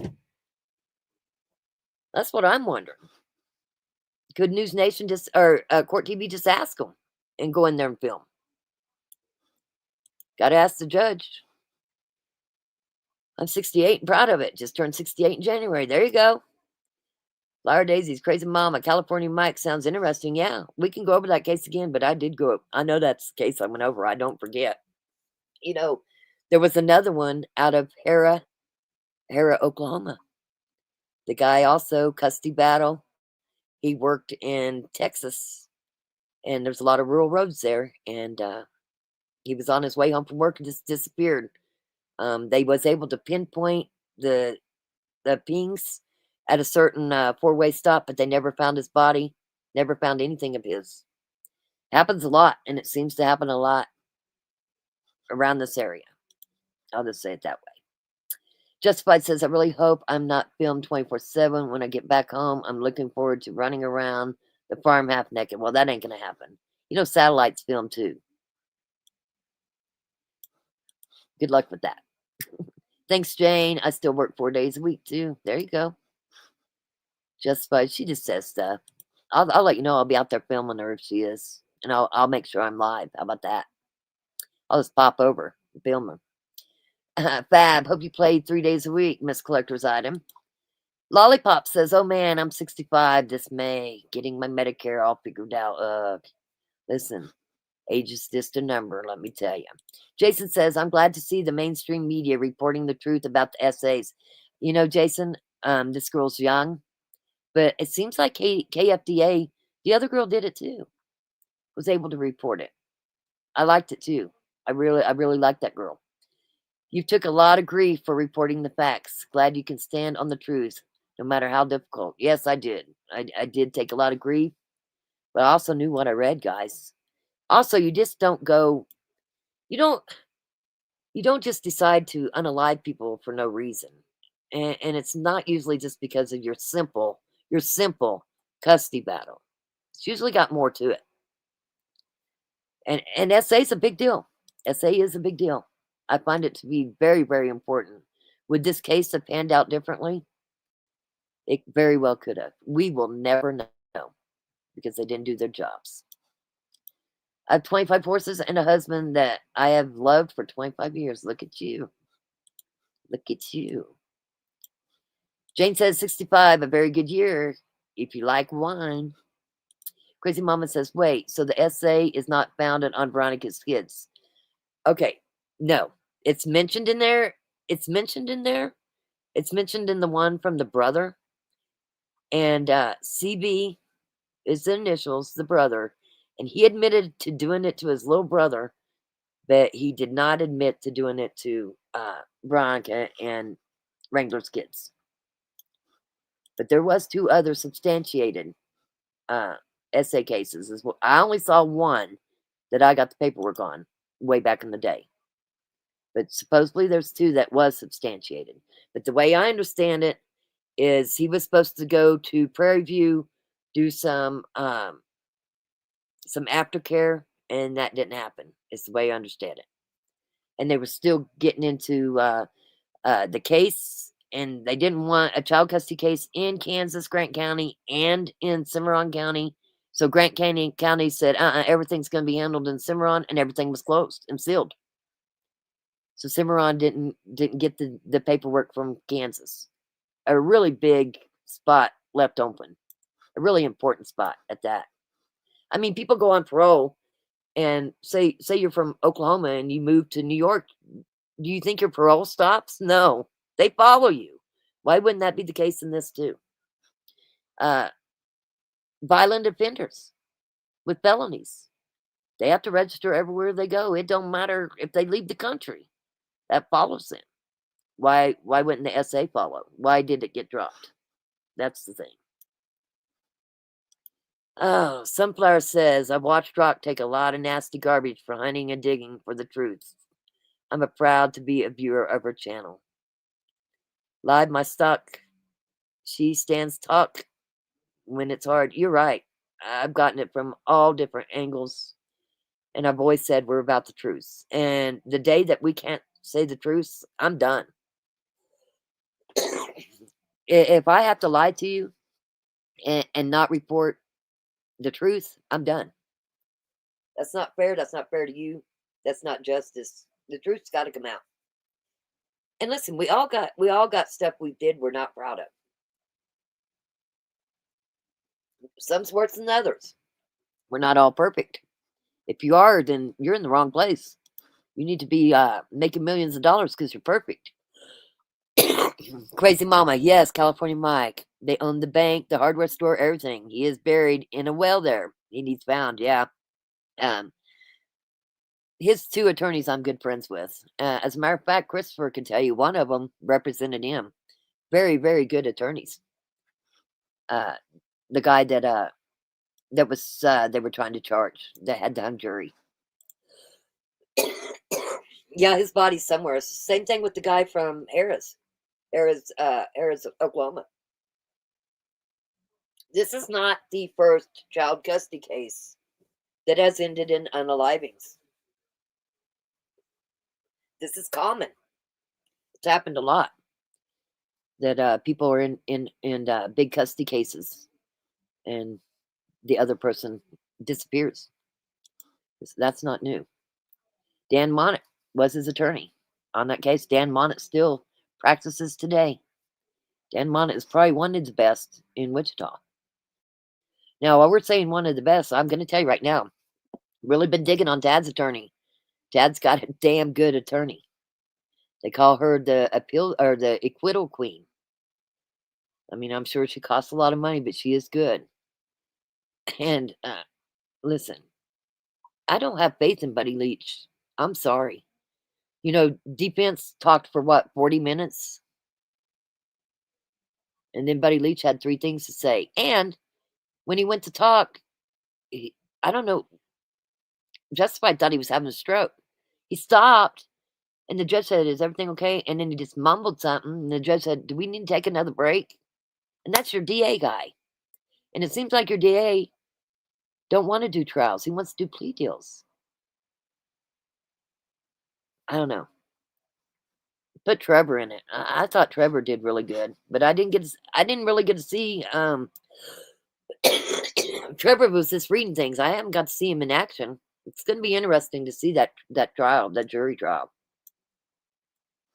I won. You're right, April. So it could be it was all made up, Granny, just based on the bad rap of the brother, just a way to get the kids. I don't think so. I don't think so. If I have my personal opinion, Crazy Mama, I do believe that it happened to the grandkids too, to Wrangler and Veronica's kids, because Wrangler had a girlfriend. She wrote an affidavit too. They were the first that noticed it. I'm not going to go into detail of what the kids did, but they were doing things, and the girlfriend noticed it, and then they were asked. There was too many affidavits from people that said that essay absolutely happened with the grandkids. As far as paperwork, I haven't seen it from DHS, but with everything we've seen now, it don't surprise me that they didn't do paperwork on it, and the paperwork's gone or whatever. But I would be lying to you if I said I saw paperwork that said he did it to them. Now, he was in the one that I saw, and it talked about what he did to them, and it did say substantiated, but that case was against, was what he did to the brother, but it did have the grandkids in it.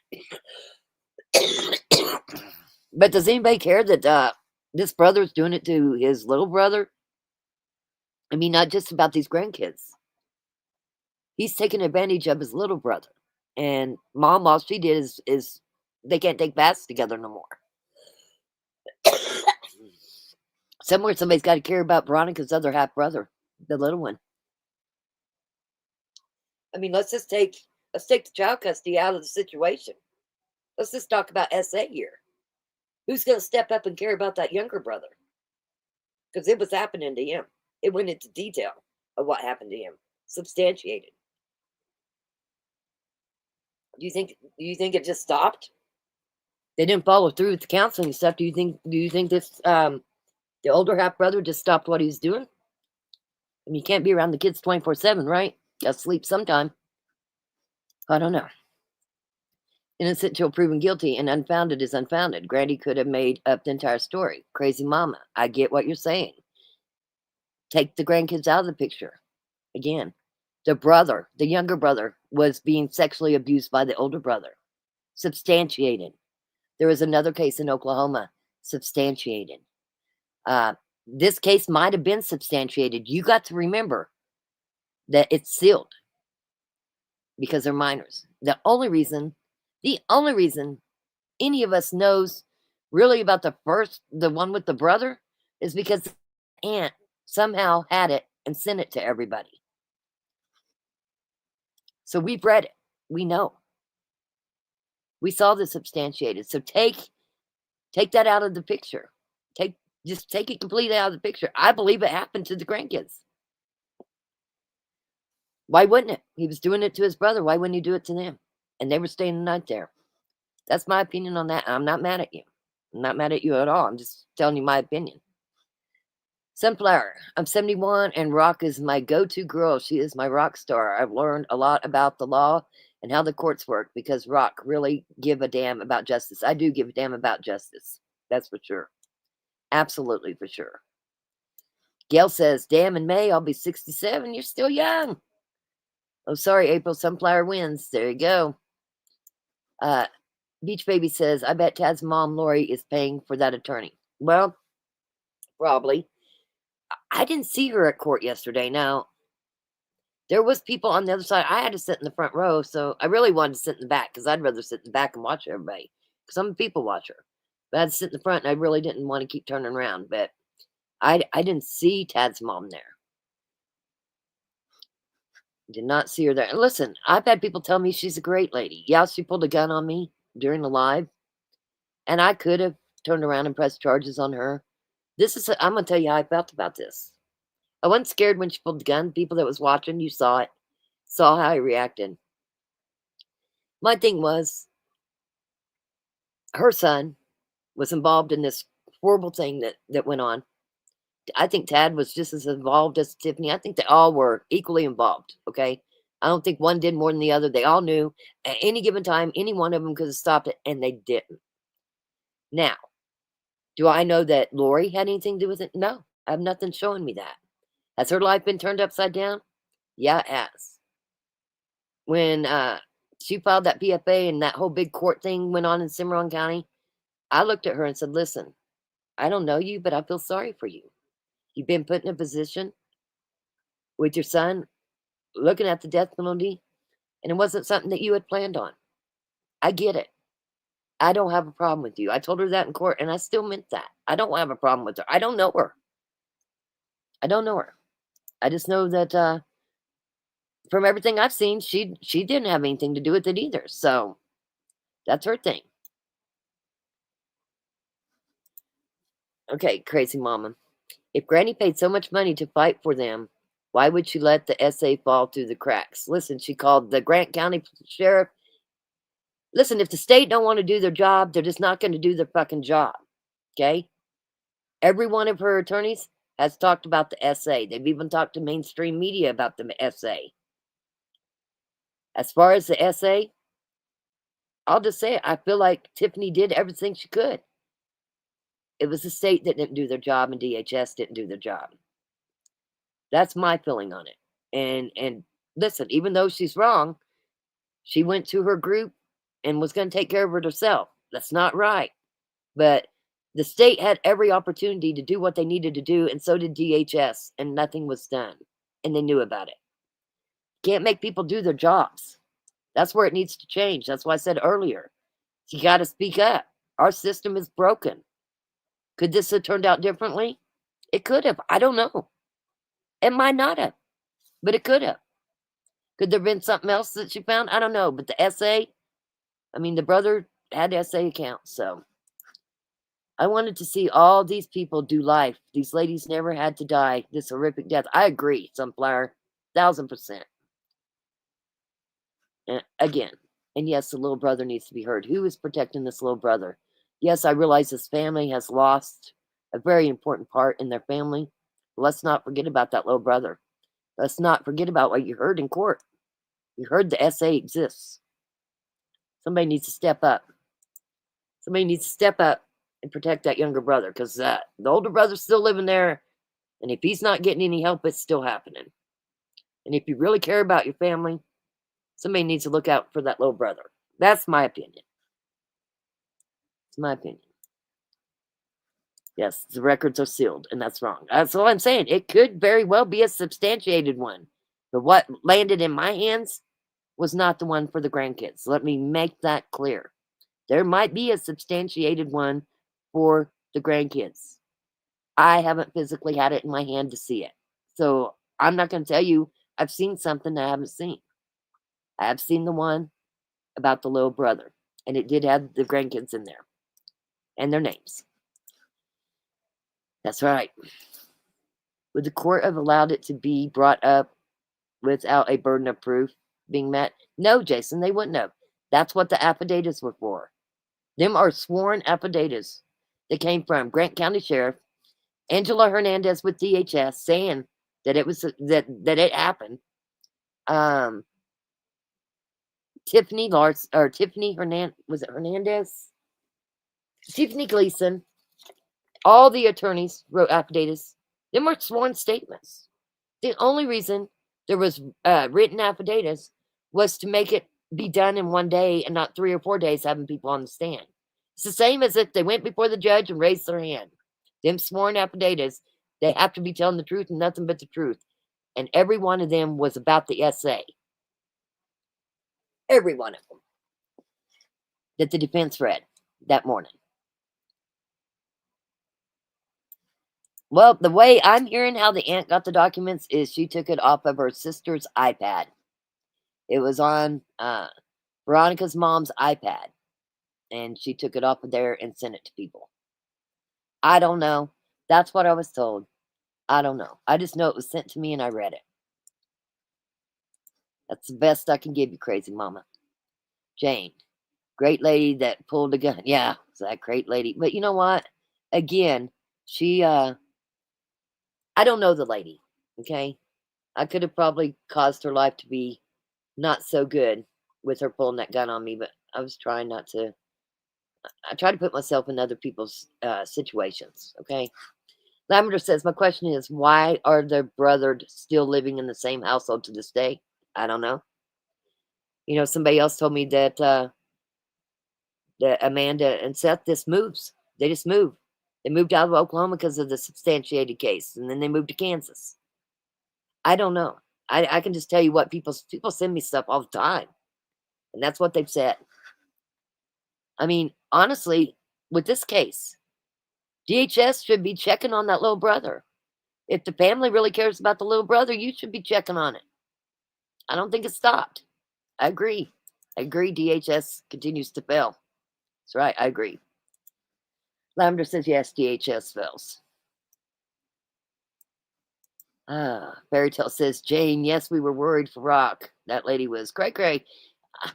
Yes, she was. There was another band that had people in it. See, people didn't realize. A lot of people didn't realize. They blocked me in. If you go back and watch that live, I had to go in the field around her. See, she parked sideways in the middle of the road so I couldn't leave. And then I had a van parked behind me with people in it. And I drove in the field around her. That was a crazy day. It was a tense live. Sure was. It was crazy. February 71 for that old hippie. There you go. This old hippie. Gotcha. Listen, I'm not here. I'm not trying to blame people for other things. But when you have sexual assault and other things going on, they got to be addressed. Whether it be the grandkids or not. We know it's happened to the brother. Absolutely. And he admitted to doing it to the brother. The younger brother. The CW did not admit to doing it to Veronica's kids, but he admitted to doing it to his brother. That's where we're at with that. It was a crazy day. That was a crazy day.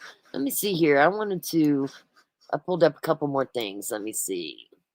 I'm going to pull up KSN so that you guys will see. I like Julia Thatcher. I went to school with Jeff Herden. And there was a couple things that they had covered. We're gonna go it.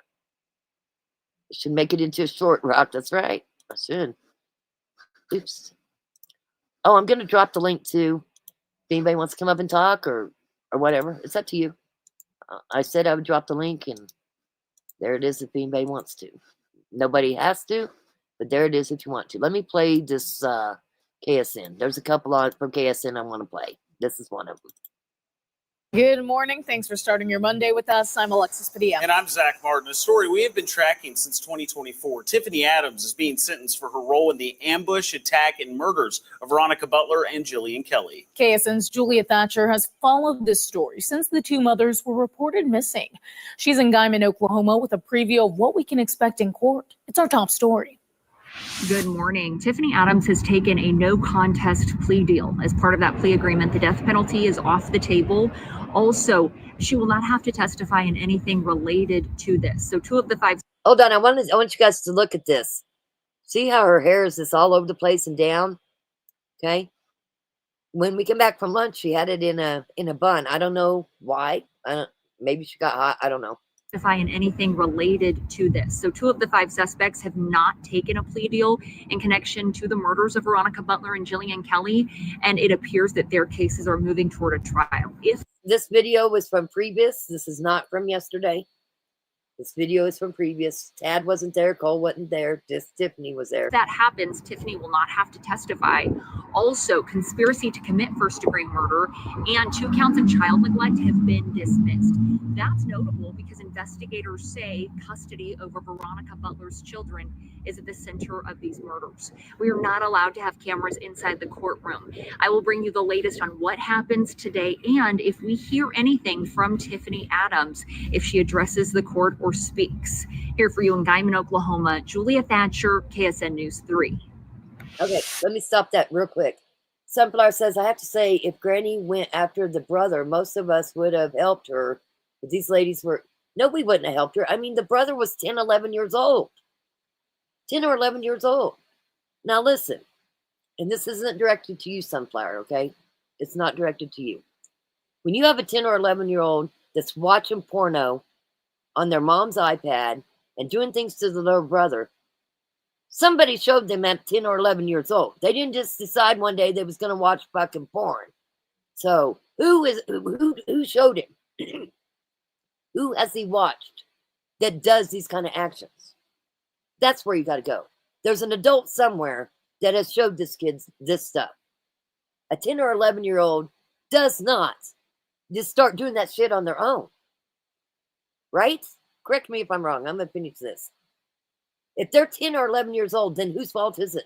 I'd say the parents. Parents need to figure out if they're not the ones that's showing them porn and all this shit, somebody did, and they need to find out who the fuck it was. Thank you, Julia. One of the people heading to trial is Tad Colum. He pleaded not guilty to first-degree. Or, you're right, Lavender, or it's been done to them. It's been done to them. Maybe something's been done to that older brother, which is making him do it to the younger brother. I don't know. But at 10 or 11, you don't just decide to start doing that shit, right? We'll go over it when we're done here. Murder and several other crimes. Last month, the court turned down his request to dismiss charges, but agreed to push back his trial to October. Cole Twombly's trial is also delayed until next year. Cora Twombly and Paul Grice are due back in court in August. They each took plea deals. Stick with KSN. Julie will bring us updates on today's sentencing throughout the day. Okay. The other thing that I noticed. Hey guys, thanks so much for checking out my show. No, Brian, we don't want you Good to morning. wait. Thanks Hold for on. starting your Monday. Let me stop this. Okay. The other thing is they didn't have the parking lot blocked. You didn't get wanded till you got up to the 3rd floor. There was people loud outside the courtroom. And the other thing that really bothered me, guys, is we took a break at 3 o'clock because the judge had heard everybody and said he needed to go to his chambers. And listen, if the judge watches this, you probably don't know this happened. I'm going to tell you it happened because it did happen. A lot of people went outside. I saw a lot of family members go outside and smoke a cigarette. We went outside. Okay, so we left the building. Came back in. Matt Boley was right outside the courtroom. People were just going in. And I said, where's your scanner? He said, what? I said, where's your sheriff officer with her scanner? He goes, do we need her? Listen, guys. I've seen this happen before. We've all seen it on TV. And it can happen. You have people give victim impact statements. These people lost a loving member of their family. They loved her. He lost his wife. These 2 women were loved. What's to say that somebody wouldn't go out to their car and say, you know what? Life in prison is not good enough for me. I'm going to do an eye for an eye. Okay? What if they decided to do an eye for an eye and they went out to their car and got a gun and was able to make it back into that courtroom? Okay? What if they didn't shoot her? They missed shot and shot somebody else in the courtroom. Why would you have security and then stop midday? Anybody that left the room should have been rescanned coming back in. Everybody. Everybody. It didn't happen. I didn't get scanned. When I came back in at 3:15, nobody got scanned. The girl wasn't even there to scan. And Matt thought I was just probably being a bitch. Security is everything. You take one horrible thing and then something else happens. The family can't handle something like that. If something else would have happened, that's horrible. It's the Texas County Sheriff's job to protect everybody in there. He didn't do it. That's my opinion. Saw it firsthand. Yeah, he don't want me there because he don't want me saying shit. It is what it is. That's what happened. Girly girl, I'm gonna go Good over evening. here. Thank you for joining us. I'm Jeff I'm gonna go. Herndon. Nearly Hold on. I'm gonna go over this after I play this. I'm gonna go over the comments. I have not forgot about your comments. Good evening. Thank you for joining us. I'm Jeff Herndon. Nearly 2 years after the bodies of Veronica Butler and Jillian Kelly were found buried in a freezer in a field, the mastermind behind their deaths learned her sentence. Tifany Adams spending the rest of her life in prison without the possibility of parole. Julia Thatcher, the only Wichita camera outside the courthouse today, and bring us a recap of what family and friends said in their victim impact statements. We heard from several loved ones today of Veronica Butler and Jillian Kelly. Many people said that they believe the case does not center around trying to protect Veronica Butler's children, but rather Tifany Adams' desire for control. That's something that Veronica Butler's mom said in her victim impact statement. Okay. You're seeing here, they're parked in a regular stall. This is just crazy. This is crazy. This is somebody that killed 2 women. To Tifany's desire for control. Not only that, what kind of protection is this? You know, I don't know if you guys remember Bill Cannon, Police on the Cuff. Even when they were doing all the security they supposedly had, they act like they were going to a damn picnic. I don't feel like they've ever taken this seriously. And if you're somebody that sits back and says, somebody coming in, a disgruntled family member coming in and shooting people would never happen, you better start listening to the news some more. It does happen. Don't ever think that it's not going to happen here. It very well could. Veronica's mom said that she prays for Tifany and prays specifically for her salvation, her redemption, and her forgiveness. She said that her prayers are not something that Tifany can control. We also heard from Jillian's husband for the first time. He described Jillian, who she was, and what she was like as a mom. He also looked at Tifany. I want to tell you something else we got to, because we was right here. This was happening right in front of us. Like, I could have reached out and touched Tifany if I wanted to. That's how close she was to my window. This officer that's pointing, they put Tifany in the car, okay? And she leans over with her right side, where her gun is, right where Tifany's hands are handcuffed, to get the seatbelt, to seatbelt her in. But they cut it off. It's crazy. It's crazy. And said, I forgive you. He said, I don't know why, but I forgive you. He also said that if he wanted God to forgive him, he had to find a way to forgive Tifany. They put her in this truck. This girl reaches over her on her right side with her gun right there. Tifany probably could have grabbed it. It was right there where her hands are. You tell me that handcuffs, I've seen people steal patrol cars with handcuffs on. Okay? Reaches over to get the seatbelt, put it on, right there where her gun is. Not even the opposite side. It's right there where her gun was. And he also said that he had Bibles for Tifany and the other suspects accused in their murders. Like I said, they cut it off, but we were right there for it. She literally leans in the truck on her right side. It was crazy to watch. Veronica's fiance also gave a victim impact statement. He called Veronica his wife. He described their life together and what she was like as a mom. He also looked at Tifany and he said that Veronica won. Veronica protected her children and prevented Tifany from hurting anyone else. And we also heard from Veronica's dad. He said that if Tifany really was focused on protecting the children, if she really did love the children, he wanted her to know that the children despise their grandmother. Something interesting, nobody spoke on behalf of Tifany Adams today. Tifany Adams is the first of the 5 suspects accused of murder. You know, I do want to say this. I've seen in court where children will speak for the mother, you know, as to why they shouldn't get so many years. I find it interesting that Julia says, oh, it's interesting that nobody spoke for Tifany Adams. Listen, we be the ones on here saying, how dare they get up there and speak? This is the family's day. This really isn't about Tifany. This is about justice for Jillian and Veronica. We would be mad as hell if anybody did get up and speak for Tifany, whether it be her kids, her sisters, or anybody. So to say, I find it interesting that nobody spoke for Tifany, come on now. We'd be furious. We'd be furious if they got up there. This was for the family. This is justice. This wasn't about saving Tifany. Let me see here. Listen to that again. First of the 5 suspects accused of murdering Veronica Butler and Jillian Kelly, to have her case moved forward to a sentencing. 2 other people have taken a plea deal, and 2 others are waiting right now for their trials to move forward. Here for you in Guyman, Oklahoma, Julia Thatcher. Hold on. I didn't go back far enough. Let's see here where she says that. I found it interesting. Okay, here it's right after this. That the children despise their grandmother. Something interesting, nobody spoke on behalf of Tifany Adams today. Tifany Adams. Seriously, what was they supposed to say, Julia? We would be eating them alive that they were sitting there trying to save her, right? What could they get up there and say? That's just crazy.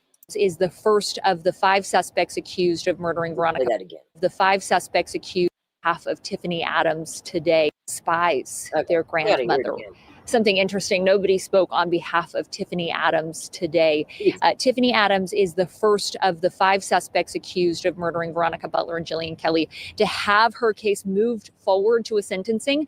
2 other people have taken a plea deal, and 2 others are waiting right now for their trials to move forward. Here for you in Guyman, Oklahoma. Okay, there you go. We've been eating them up. If anybody would have got up to speak for Tifany, we'd have ate them up. I would have too. I would have too. Okay, let me go back here. Let's see here. Girly girl, let me tell you, when, and listen, Matt Boley, I believe he had every bit to do with that. Let me tell you how it went. I showed up to court, and I was still sitting in my car. I had got called the night before and said, hey, this Texas County Sheriff's going to serve you with some paperwork. I said, what kind of paperwork? I don't know, but he's bragging about he's going to serve you with some paperwork. I said, all right, I'll be there. So I knew that there was something coming. I didn't know what it was. I pulled in the handicap. I sat in my car. He came out. There's a video of it. He was shaky. He even dropped the paper, if you guys remember. And he said that I wasn't allowed in the courtroom, that she had filed a PFA. Listen, I immediately started trying to figure shit out. So I was going to hire an attorney. I said, I ain't did shit wrong. I could do this without an attorney. And I talked to the Cimarron County Sheriff. Listen, it was supposed to be served through Cimarron County. And that Sheriff Swinton never, ever saw that PFA. Ever. Not once did he. And he was pissed. So this was something Matt Boley concocted with Lori Sue. Lori Sue, I think, just went along with it. Okay. Things didn't turn out like they thought it would either. Because she pulled the gun on me. I never stalked her. Listen, even the Judge Cash says, are you two in a relationship? They filed paperwork like we were lovers. No. But I will tell you, Girly Girl and Lavender, they stood up for me. They testified in court. They testified for what they saw on the live. And their testimony helped. They told the truth. So Girly Girl and Lavender was there for that whole court hearing with Lori Sue. Rock, you didn't have to make Granny 2.0's life hell. She did it to herself in court that day. It was a great day to see her tuck her tail and run. She knew her lies caught up with her. Listen, when we got into court, I'm supposedly stalking this lady, right? We get into court and it's the 3 of us. And guess what? She didn't even know which one was me. And we all 3 look totally different. None of us look alike, not even close. They did not know which one was me until the judge got on the bench and called me forward. And then they about shit. She didn't even know who she filed the paperwork with. That was the bad part. Didn't even know who I was. Okay, Sunflower says, I have to say this, if Granny went after the brother, most of us would have helped her, but these ladies were innocent. The ladies were innocent. But the thing was, listen, Veronica is not here to defend herself. But it was brought up that on a couple of occasions, the Judge Larson, I believe was her name, it was found, that's why she had supervised visitation. It was found that she was still allowing the brother, even after all this, to be around the kids. That's why she had supervised visitation. So maybe Veronica didn't believe her brother did it. I can't say. She's not here to defend herself. I can't say what happened there. But there was a reason for supervised visitation. And that's what the reason was, is what I understood, is that she still allowed her children around that brother. But she's not here to defend herself to even say what happened. The family fucked, Rock. Listen, you know, I'm just going to keep that opinion to myself, but I'm with you on that, Jane. I'm with you. You know, sometimes, you know, there's families that, all families, listen, all families have their problems, okay? There's no such thing as a perfect family. And if you say there is, you're crazy. I mean, you can have a loving family, but you can still have one person in that family that just is cray-cray, or that everybody don't get along with, or, you know, listen, there's always a black sheep somewhere. But some families are more fucked up than others, too. And eventually it all comes out. Lavender, or has done it to them. Yeah. I mean, this brother learned it somewhere at 10 or 11 years old. It's just not something, they don't learn it in school, right? I don't know. Girly Girl says the parents are the ones that needed to be held accountable, not the son. I agree. That's what I was trying to say. If anybody went after that 10 or 11-year-old, we'd have them by their necks. Okay? That's awful young. 10 or 11 to be doing that stuff. They saw it somewhere. What's up with these parents? I don't know. Don't know.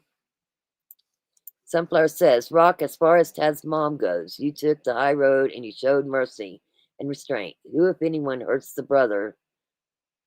Salsa. Who, if anyone, hurts the brother? Essays, yeah. Listen, to this day, I don't have a problem with Lori Sue. I don't even know her. Okay? I know she's in a bad situation. What did she know about what they were doing? I don't know. I will say this, I didn't see her name in any paperwork from the preliminary when they started naming people that was part of the God's Misfits. You know that Clint Twombly was in there, and he won the sheriff election. He won the Cimarron County Sheriff election, being part of God's Misfits and going to them sovereign citizen meetings, and he won the election for sheriff. And I don't know why he didn't take that job.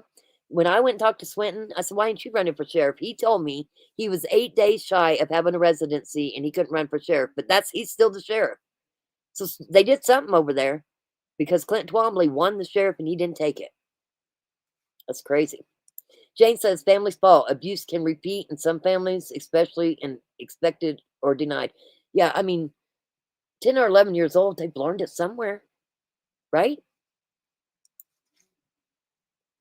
Agree, girly girl. Jane says, I'm sorry this is out of my world. Jesus, I live in a world where people have no guns. This blows my mind a bit. Well, listen, even where people have no guns, Jane, look what happened in Australia.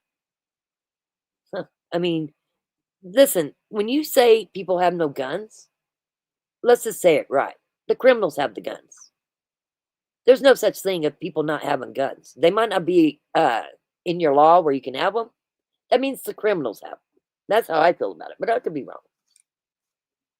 If they did away with our Second Amendment, took the guns away, only the good people would have the guns taken away because your cartel and your drug dealers and everybody else and the felons would have the damn guns. That's how I feel.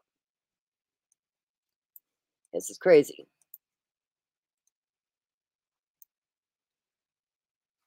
Tiffany could have spoke for herself. Now, listen, I'm not a fan of Tiffany. I don't know her, and everything she's did, I despise. I don't like anything about her. And if she really wanted to get the goat, she would have got up and spoke for herself. But what would that have did for her? I mean, if she really wanted to win, she could have got up and spoke for herself. She could have spoke. The judge asked her if she had anything to say. She didn't say shit. But if she would have said shit, we'd be talking about it. That's how I feel about that. Girly Girl says, I was watching the live that day. Yes, I'm so glad you was watching the live that day because you was able to testify. I seen all of that when you had the recording on. Yeah, it's crazy, guys. It's crazy. And poor Rick had no clue what happened. Yeah, it could have been bad. You know, listen, I'm one of them people, I don't run from anything. Ever. You will never see me run from anything. If it's my time to go, it'll be my time to go. One thing I didn't take into account was everybody that was watching that live that would be traumatized if I would have got shot during that live. That's the only thing that's bothered me about what happened that day, is the fact that all the people, there was 5,000 people watching that live. If I'd have got shot and killed on that live, I'd be dead. But you guys would have been dealing with it. And that, I'm not okay with that. Not okay with that. I don't know what I could have did different. I could have stopped the live, I guess. I don't know what I could have did different, but I would not have wanted that on your guys's, on your minds, in your thoughts. I'm just glad things turned out okay. But when I said you're really gonna pull a gun on me on a live, and there's all these people watching, I think if I wouldn't have said that, she probably would have shot me. I don't know. She sure had backup too. And yes, who was the mastermind of it all? The bad always have the pew-pews. I agree. You make all these laws, and the good people's the ones that we get punished for it. These criminals are going to have the guns and do everything anyway. All the killings done with knives, etc., are not always put in the news. No, they're not. No, they're not. And listen, would you rather hear the full story, all of it, every bit of it? Or would you rather just hear what the mainstream media just wants you to know? Does it make it right what Tifany did and the other four? No. No, not at all. But it does put a little more context into it. You know, we've been told all this time that it was allegations, the SA never happened. Okay? Now we're finding out that's not true. Oh my Lord. Oh my Lord, get Rock off this live. She's been on for 2 fucking hours. She's wasting our time. No, I'm just kidding. Winchester, you're right. You know, knives seems to be, let me tell you this. I listen to the scanner all the time. I come from law enforcement family. And if you run into cops and you pull a gun, let me say this. You pull a knife, you pull a gun, you're more likely going to get shot for pulling the knife. You know why? Because the knife will go right through that vest. Knives are more dangerous to police officers than guns because the knives will go right through their bulletproof vest. That's why a lot of times when you see standoffs and it's a knife, they get shot because the knife will go right through that bulletproof vest. SA is a learned behavior. You're right. He saw it or experienced it. That's how I feel it, especially at that young age. Listen, I'm not blaming the parents, but you got neighbors that this kid's hanging around with? Listen, you need to be figuring out where this kid has learned this and why. And if you are the parent and you showed him this, you got some issues too. And who else have you did it to? I don't know. I'm not saying that's happened, but it very well could have. I was watching. She just cool as a cucumber. I sure am. She sure did. I sure am. She didn't pull that trigger, did she? Winchester says you were smart to have the recording going for proof of what she did, and having a gun pointed at you causes drama for you more. I was robbed at gunpoint, so understand what it's like. You know, the whole thing is we was trying to do the bodies wasn't, the bodies, because Dad was in jail, was trying to figure out where exactly, because at one point we really didn't know if it happened at El Road. You know, one guy said, you know, they got crime scene photos and there was blood pouring. What? That's what they said. So we was trying to figure out, well, did they take them to Tiffany's? So we was trying to do the things. And I knew Tad was in jail. So I was going there because I was going to time myself from in front of his house to El Road. That's why I was there. Just so you know. Okay, Rock in UK. You don't see guns. Normal person, the masses. If you're a gangster in that world, maybe. But I have never seen a gun held by someone. That's normal. Here it is. But I bet they have knives. Bet they got machetes. You know how much damage a knife can do? Listen, a knife, they got to be right there on you, and they know right where they're going to stab you. A gun, you know how many times people shoot at people and they miss them? I don't know which is worse anymore. You know, I just really don't. I don't know which is worse. Let's see here. Let me make sure that I've covered everything that I was going to show you guys. Does anybody have any questions, or you want to tell me what a bitch I am? I mean, I can deal with it today. I can deal with it. I'm not everybody's cup of tea. I get it. I don't claim to be. Again, most of the people that come here, you guys have been with this channel a long time. If it wasn't for you, I wouldn't even do this. And for people that think I'm out here making money, I'm not making any money. I'm not making any money at all. I've spent a lot of money. Spent a lot of money looking for Jillian and Veronica. Spent a lot of money in gas. I'm not out here making money, guys. I'm not out here doing this for clicks. I'm not a grifter. I just want the truth out there. That's what I want. And again, if you don't have to be here. If you don't like me, you don't have to be here. I'm just going to say how I feel and what I think. Okay, so here was the statement that, here was the statement that came out from OSBI. And it said, it was yesterday at 4:23. Listen, am I the only one that every time Hunter gets on and says anything, it just makes my skin crawl? Something about that guy. I'm not a fan of Hunter's with OSBI. Okay, here you go. So Oklahoma State Bureau of Investigation authorized page put out something yesterday at 4:23 p.m. Texas County double homicide suspect sentenced for immediate release February 2nd, 2026, Guyman, Oklahoma. On March 30th, 2024, the Texas County Sheriff's Office requested to Oklahoma State Bureau of Investigation to investigate the suspicious disappearance of 27-year-old Veronica Butler and 39-year-old Jillian Kelly. The victim's vehicle was found abandoned near Highway 95 and Road L, south of Elkhart, Kansas, in rural Texas County. OSBI special agents immediately began investigating the vehicle and determined there was evidence to indicate foul play. In April of 2024, Tifany Michelle Adams and 4 other suspects were arrested in Texas and Cimarron counties. All 5 were booked into Texas County Jail on 2 counts of first-degree murder, 2 counts of kidnapping, and 1 count of conspiracy to commit murder in the first degree. On February 2nd, 2026, a Texas County District Judge sentenced Adams to 2 sentences of life without the possibility of parole, 2 5-year sentences for unlawful removal of a dead body, and 2 7-year sentences for unlawful desecration of a human corpse. The sentences are set to run concurrently. The OSBI appreciated all our local law enforcement partners who have assisted us throughout the investigation. We are protecting Oklahoma one partnership at a time. Now, let me say this, okay? When I spoke to the sister and brother-in-law yesterday, he told me that when he found the car, that he talked to his wife, he didn't think they were still alive from what he saw at the car. He did say that. I'm not going to go into everything they said because that was, it's not fair for me to go and say everything they said. But the reason I'm saying this, because he said, and so when you was out here looking, we already knew they was gone. This is my feeling on this, and this is exactly what I said to him, and you can ask him. I said, for me, I was going to keep looking until we had their bodies. Because if for some reason, if Tifany hated Veronica as much as everybody says she has, I didn't think she would kill her instantly.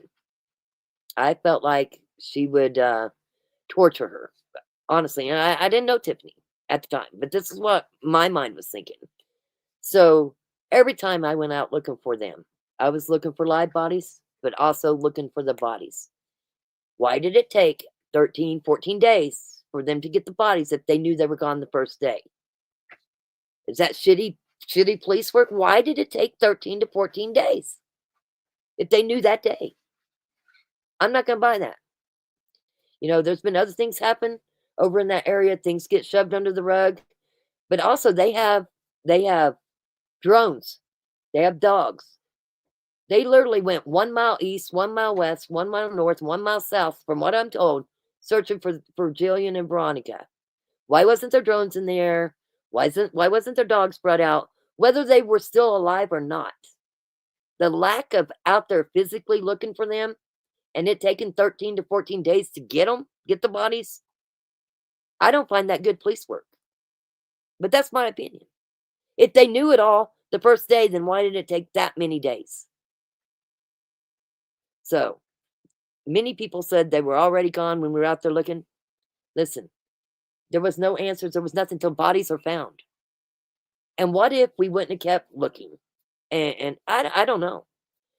I find it really hard that they were looking behind the scenes because you got to be out there physically looking, right? I don't know. So I have a different opinion on that.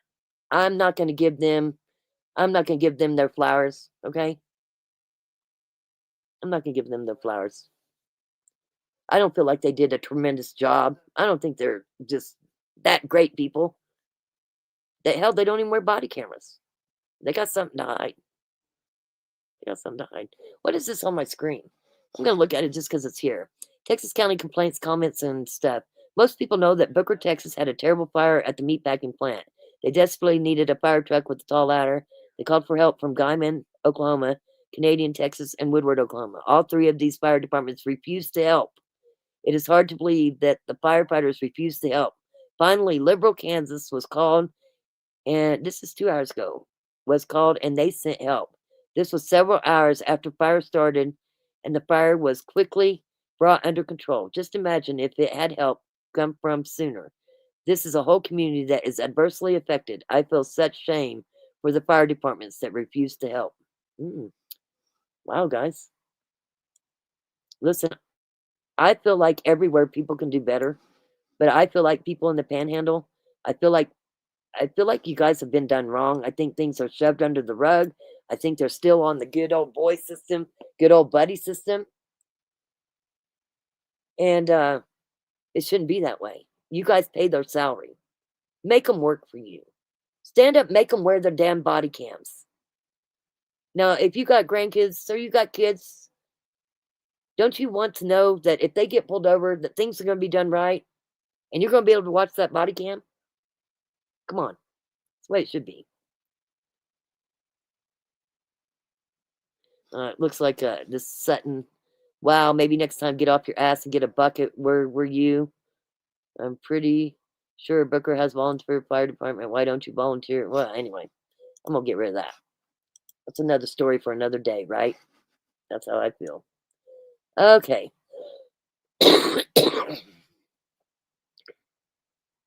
Let me see. Make sure I've got here. Love you, Bunches Rock. I love you too. I love everybody in here, even the people in the back. Hawkeye says, thanks for covering this. You've done an awesome job. Listen, my family didn't understand why I had just had surgery on my mouth. I had stitches. My own children wouldn't talk to me. My own children was mad because they didn't understand how I could just up and leave to go looking for two women I didn't even know. And they still don't understand. My daughter called me today. Okay? They don't understand. Well, when I was out searching, one time was at Yarborough School. And I got out of my car. There was I got to take a drink. Hold on. I'll try to make this story quick. There was tumbleweeds everywhere. Nobody could get in that building. And I had gloves in the car and got out. Was helping move tumbleweeds so the lady could get into the Yarborough School. When I come back to my car, there was 3 trucks there. It was all 3 guys. And they were standing out. And they said, "You're Rock, right?" I said, "I am. I've been listening to your channel. I just want you to know, if I'm in my truck or even if I'm in my combine, when you're live, I'm trying to watch you, physically watch you. There's a lot of things that happens in this area. Even when I'm in my combine, there's an AR-50 or AR-15 in there with me." At that point, I knew that other people, not just people online, people in the area was paying attention and was trying to look out for me. And the one guy said, and this is how I felt all along too. He said, that could be my mom. That could be my sister. It could be my daughter. Could have been anybody. This could have happened to anybody. It's got to stop. So I always felt like I had a lot more support. Maybe not online.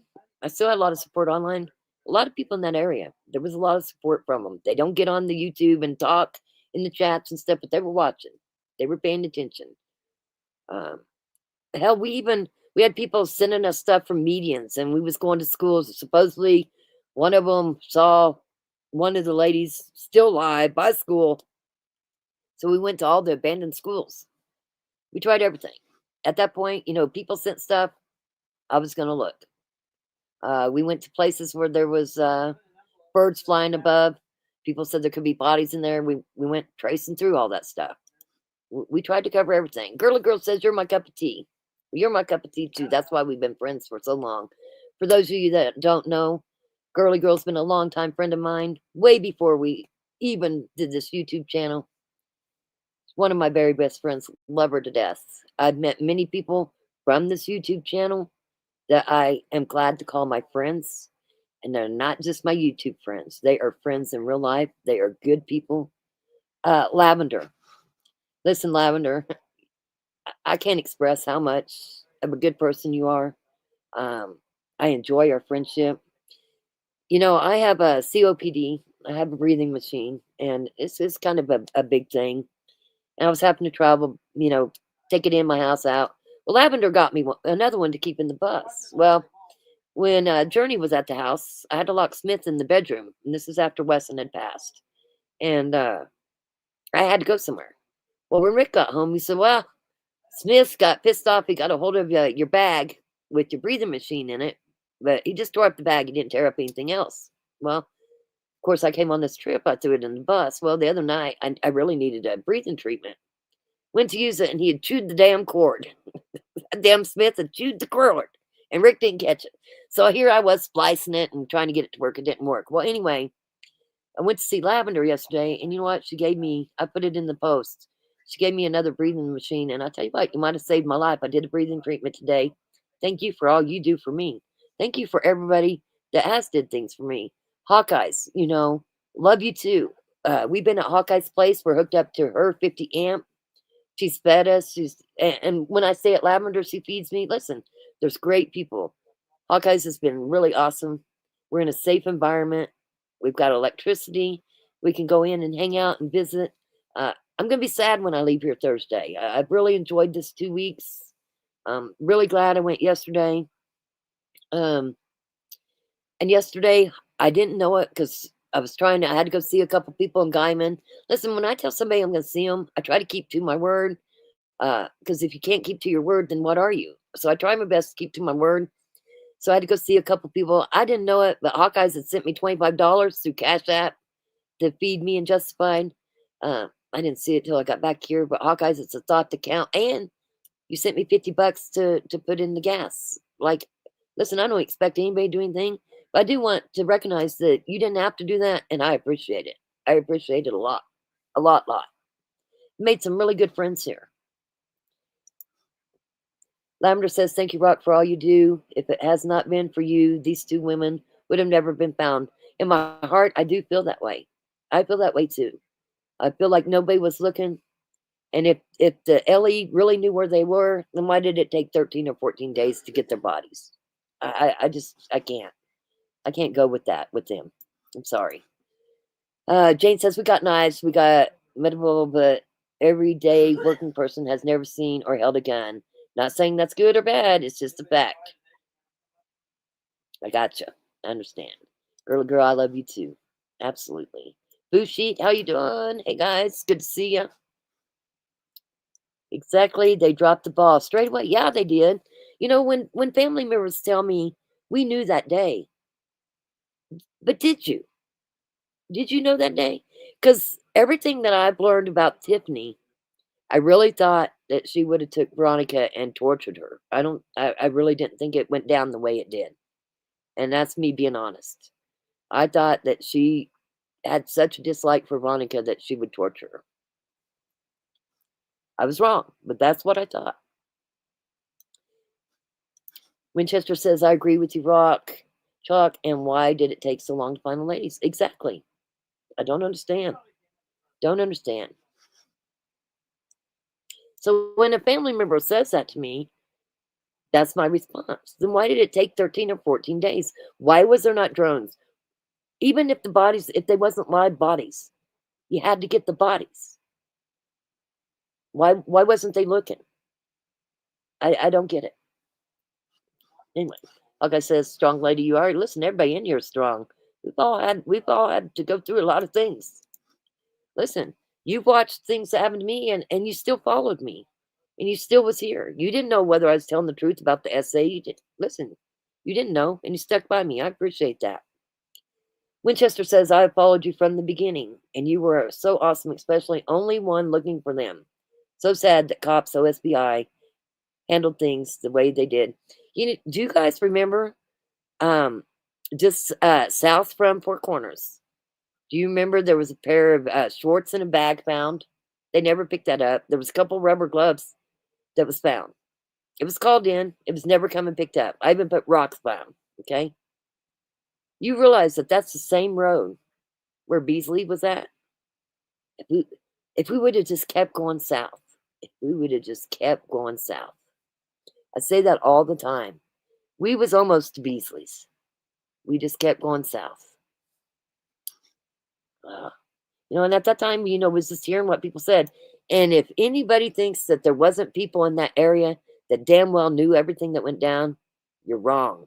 And they didn't get arrested. We've got voice recordings of things that was said that they knew. Then we got the one guy's son who was telling me about Blacktop Road, telling me about the skidster, all before they ever got arrested. So there was some talking done. What about these people that knew? Did they know it was going to happen, or did they know after the fact and still? Either way, they didn't go to LE, right? How come they don't get charged? I'm just curious.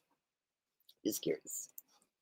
We do love your spirit, Rock. You are a hard ass, meant with huge love. Listen, I can be a nupskull too. I'm very hard-headed. I'm trying to do better. Nico is here to catch rest later. Much thank you, y'all. Well, you take care of fairy tales. I'm fixing to get off here too, and thank you for tuning in. And I hope I've came across and given you guys all the information. Just know that a lot of these are just my opinions. A lot of it is the truth. But when I'm giving you my opinion, that's exactly what it is, my opinion. You do not have to agree with me. You do not. You have a right to your own opinion. Lavender is an officer friend. Absolutely. Hawkeye says, me too. Yes, you're an officer friend too. You're an awesome friend. I love everybody. Listen, everybody that's met physically, I've loved to death. And the ones that I talk to in this chat, I love you too. And I can't wait till the day I actually get to meet you. That's exciting. Love my rock. I love you too. You guys are going to make me teary-eyed. As far as what case are we going to go next? Man, I'm telling you what, guys. These cases are not easy. This case is far from over. It's not easy. I will try to go back over the Johnson County, California Mike, because we have went over that before. I have talked to the attorneys in that case too. They are friends of mine. I don't think that one's ever going to be solved. And I thank the Lord every day that this one is solved. It's not the way we wanted it, but at least there's justice to be had. Listen, when this case came out, people were talking these women were trafficked. They were being trafficked. Now, what if I would have said, okay, yeah, they were trafficked, because there's a lot of trafficking going on, and they would have never found these bodies. That would be horrible for the families to not know that these women were abducted and being trafficked. When this case came out, that's the way I took it, that they were saying that these women had been trafficked. But then when I found out that there was a custody battle, I said, oh no, there's more going on than that. There's more to this. So, Hawkeye says, you're very welcome. Thanks for what you do for this community. Listen, I try. I've made some enemies. And to them enemies, it's never been personal with me. Just want the truth. Listen, is Justified going to make it? Keep hearing the coughing. You guys tell her. I've got the door shut and everything. Listen, when she makes noise out there, people don't realize how loud it is when they make noise. And she's probably, we're in Colorado. She's probably smoking weed. So she's going to be okay. Justified going to make it. I keep hearing her coughing. We are in the bus and she's at the front of the bus and I'm in the back and I've even got the door shut. But when you're on a live, listen, everything travels. I can say this at home. Rick turns the TV off. He don't want any noise. A lot of people don't realize how loud it is. If they have the TV on, it just amplifies on the live. You know, if my production manager, where is my production manager? Oh, yeah, she's in Arizona now. Safe travels for Journey. She is in Quartz Right, doing her van life thing in Arizona. We wish her the best travels, Sir Murphy. Yes, girly girl is an awesome friend. Jane says, you people are cute. Have you seen the real picture of me? I'm just kidding. Sunflower says, they were afraid of Granny and her gang. Granny hated her so much she didn't care that Jillian was there. Or, not you were, Jillian and Veronica's angels. You made them look because you want justice. Yeah. I mean, even Matt Boley hated me because I was there looking. It's just crazy how it all went down. And is there deeper ties with these five in the community? Was people just going to let it go? I don't know.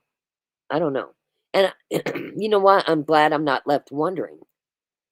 But to say that the trial for Tad and Cole don't bother me, it bothers me. It bothers me a lot. And it pisses me off that Granny don't have to testify.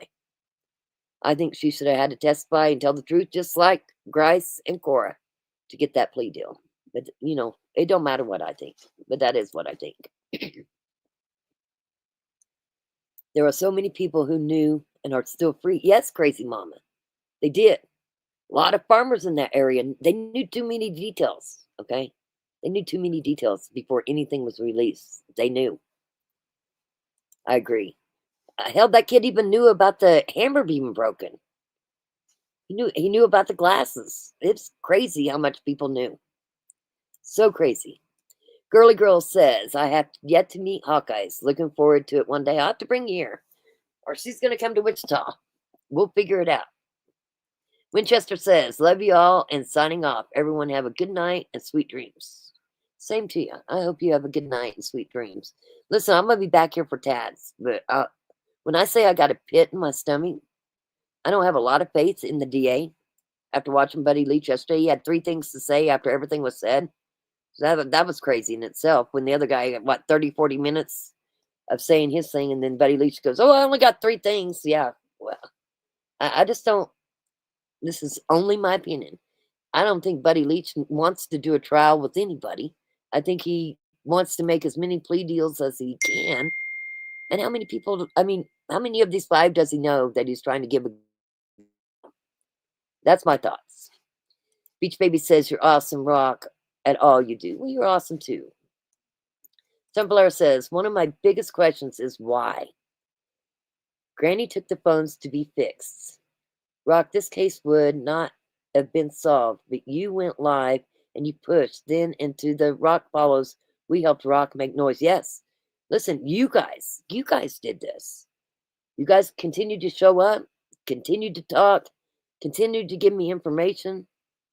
This wasn't a one-woman show. This is all of us. I say it all the time. This is our channel. I just speak for us. Anytime somebody else wants to speak, hey, I'll let you. I have people that text me while I'm doing a live. What a horrible job I'm doing. Here's the link. Get up here and do fucking better. If you can do better, I'll let you do better. It's okay. Hawkeye says, girly girl, I only had 1 bone spur so far. They removed it. Yeah, she had mouth surgery. She's getting better, though. Jane says, Hawkeyes, have you got Hawkeyes? I picture you with piercing, stunning eyes. What color are your eyes, Hawkeyes? That's good news. Hawkeyes means things are going well for you. Yeah, she's doing really good. She made some biscuits today. I haven't got in there to see them. As soon as I get off here, I'm gonna go visit. Listen, I'm probably gonna cry when I leave here. I don't like goodbyes. I don't like leaving. I always find it sad. Hazel Eyes is Hawkeyes. Jason says, sounded like Larry knew on day 1. Yes, he did. And I'm gonna say both Larrys. I'm gonna go with Sal's and Williams. I'm gonna say both of them. Because the one son was telling me everything that did come out to be true. And then the other one, he was saying all kinds of shit that was true too. And last I knew that Sal's was in Colorado, right? Took off. He sure did try to get me to come stay at his place. So I'm so glad I didn't. So glad I didn't. I don't know what the alternate plan was going on there, but I'm so glad I didn't try to figure it out. It's crazy. All right. I don't know. Listen, I don't know if I'm going to be live Thursday or not. Going to roll out of here Thursday. I don't know what time we'll get out of here tomorrow. Tomorrow I was trying to go to Boise City. I still want to try. I just don't know if I'm going to get to. we've been in the bus for 2 weeks. So I've got to start getting things packed up and put up, and gonna pull out of here Thursday. And I don't like driving in the dark, and I will not drive this rig in the dark. I got a 40-foot rig with a Jeep behind it, so I'm not driving in the dark. So we'll just wait and see. Today, I'm gonna be honest. I couldn't breathe. Thank God. Lavender gave me that breathing machine. I took a breathing treatment, and I laid down for a little bit. Today I didn't feel good. I think a lot of it was I only got 3 hours sleep. Left here yesterday at 5:30 in the morning just to make it to court. I didn't get back here till late, and then I hadn't eaten. So, I'm not complaining. I just got to do my body a little better. Just got to do my body a little better. So today I was catching up a little bit. I had a bad headache, and I'm great right now. Things are good. Great. Delightfully chaotic. You sure are a special lady, Rock. Well, so are you. You always show up, and I love it. Every one of you always show up. I appreciate you so much. Big giant love. Well, big giant love to you guys, because you know what? I wouldn't show up if it wasn't for you guys. I say that all the time. When I'm not giving you information and we're not able to talk, this channel's gone. Period.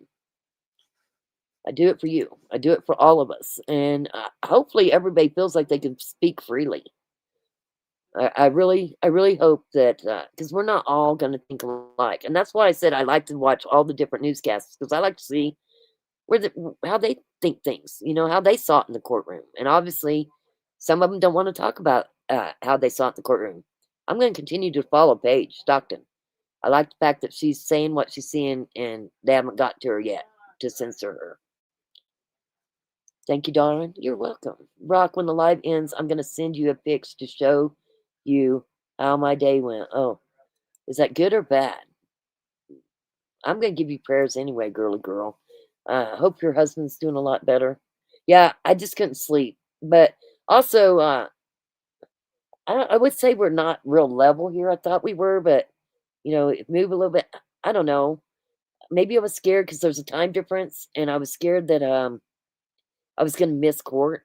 So I really didn't get into a deep sleep even for them 3 hours. I don't know. But it caught up.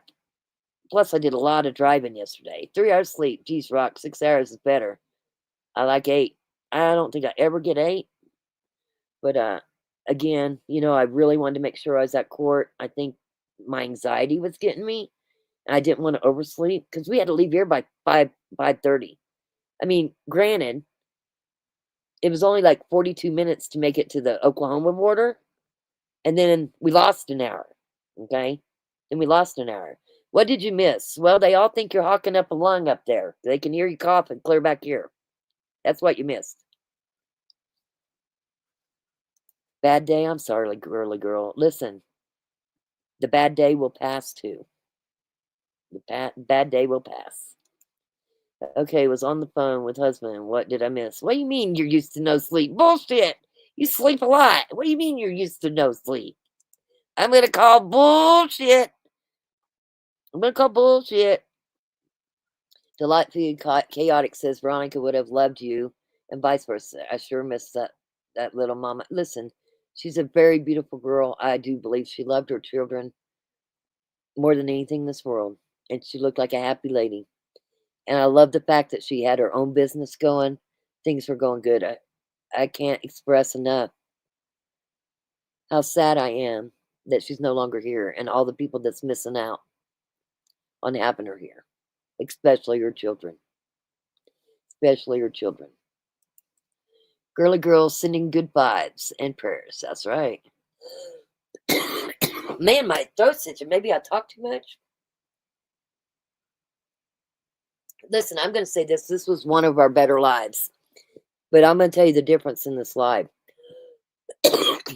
When you have channels that go live and they're trying to appease to the family members and whoever else, whether it be Kevin McIntyre, okay, I'm going to throw that out there, whether it be Kevin McIntyre, because listen, this other channel said, Kevin McIntyre made mistakes.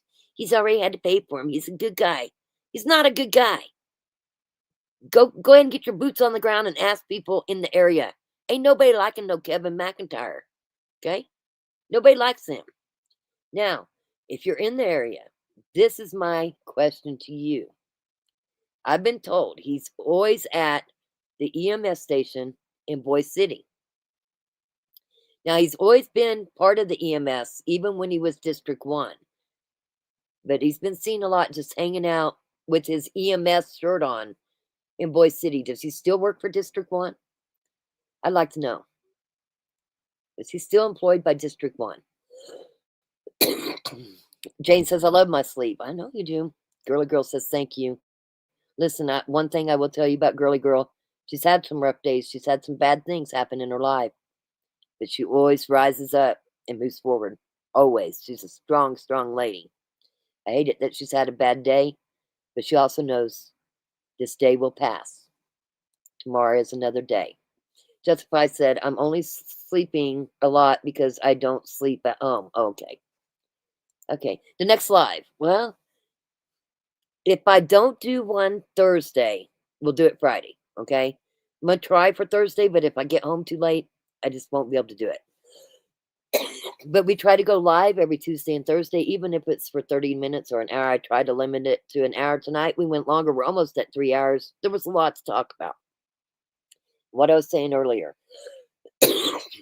What kind of justice are you doing having a channel when you're just trying to appease to certain audiences and not tell the truth on everything? That's one thing. Even if you're a friend of mine, if you was involved in something, even if I didn't like what you was involved in, the truth would come out. Period. I am all about the truth shall set you free. And you always got to tell the truth because it's going to catch up to you. And the crazy thing is, what kind of person would I be? I read that essay. I knew about it. Excuse me, I got an itch. I knew what the truth was. I told you guys the truth. But what kind of person would I have been to know the truth and not tell you? That's not trust there, right? You got to trust me to tell you the truth. If you're following people that's not telling you the truth and not telling you everything, maybe you like only knowing half the truth. I like to know all the truth. Ooh, gonna cough. Hawkeye says it was a good live. Yeah, it was. Jay Thomas says great live. I love our rockin' crew. Prayers and peace for sleep tonight. Thank you, Jay Thomas from Greeley, Colorado. Jason says I haven't seen him, but I'll look into that. Yeah, and it's been more than one person that told me that he's hanging out in Boise City during the day at the EMS. They said he's always been a part of that EMS, but now he's wearing the shirt and he's there during the day. Check it out for me. Let me know. I am very curious. I don't think that Kevin McIntyre is a good guy. You get grand jury indicted and just move to another part of the state to be a law enforcement officer. Let's not forget about the ticket scandal. Okay? Let's not forget. There's been nothing that he's been involved with that's good. And now I've got somebody hitting me up saying they were supposed to do a controlled buy with Kevin McIntyre and they didn't do it. Their car got repoed. They got arrested. I don't know how much of that's true and how much of it's not, but I'm going to dig into it. Listen, I love law enforcement. I love cops. But I have no room for dirty cops, ever. Never have a room for dirty cops. Got to get them out. If they're dirty, they got to go. They're on the Brady list, they got to go. The Brady list is made for a reason. Okay, hope everyone has a beautiful rest of your night. Sleep well. Thank you all, guys. Good night, Jane. Let's see here. Yippee-ki-yay says, Rock, thank you for covering this case. Please have a safe trip home and rest your body. I will. I absolutely will, and I appreciate that. Good night, Hawkeyes. Jane says, my bad, I love it. I'm going to bed. Appreciate Jane for staying up. Listen, me and Jane go a long way back. I love Jane. I love her a lot. And I hope she's just hugging that son of hers. He's back from Ukraine. He's out of the military. We thank him for our service. I hope he enjoyed the songs. I remember you sent me an email and said you had deleted me. You thought I was somebody else. Let me know if you didn't get them songs. But them songs for your son was really good. I really liked them. And we appreciate his service. All right, guys. We'll try for Thursday. Just depends on how my drive and everything goes. Good night, everyone. Stay safe, Rock. You got it. I will stay safe. Flower daisies. Much love to you, night all. Thanks, Rock. Good night, Rock, and the rest of the fam. I love having everybody here. And the other thing is I love how everybody cares about everybody else here. We are a family. We've become a family. We're not just YouTubers, okay? We're not just here for the YouTube. We've made great connections. And listen, you guys have helped. You've helped in this Veronica and Julian case. You know you have. Okay, here we go. I'm going to go ahead and play. I'll play this song. Much love to everybody. This is Never Forgotten. It's a song I wrote last night in about 5 minutes. Here we go.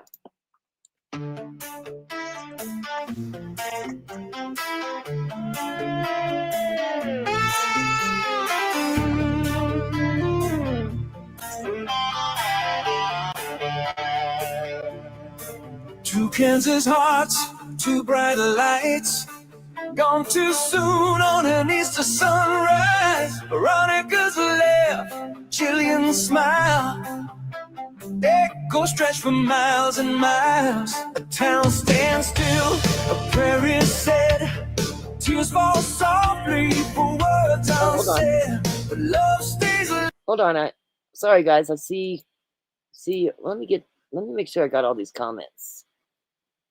Let's see here. Oh, guys. Jason says, well, they could have chosen to leave that part out, but for them to bring you up constantly in a negative manner just was pointless. I'm going to tell you right now, I cannot stand Tara Parker. She can kiss my ass. I think you're a worthless lady. And your negativity, I don't have room for it. And the driving by my house, you are nobody. Okay? I can't stand Tara Parker. I can't stand her at all. And for her to think she's somebody special, and, she went off about the Brady list and everything else, it just showed how ignorant she was. And I'm going to stick to that. And you're right. And I usually don't try to talk about people, but I've seen comments and a couple of her little digs at me that people send me. And listen, she thinks Joe's cute. She can have Woody. They make a good pair. They look like they were made for each other. How about that? Much love. Night, Jason. Sorry I didn't get to see you this time. I'll be back October 19th for Tad's. Hopefully we can have lunch or something, or you can just come hang out at the bus. Be great. Louder than the fear, their names still live. They're always here, never forgotten, never erased. Time can't steal what love embraced. Through every candle, every prayer, we feel their spirit in the air. Justice moves and healing starts, but they live on in faithful hearts. Veronica, Jillian, shining true. The world remembers you.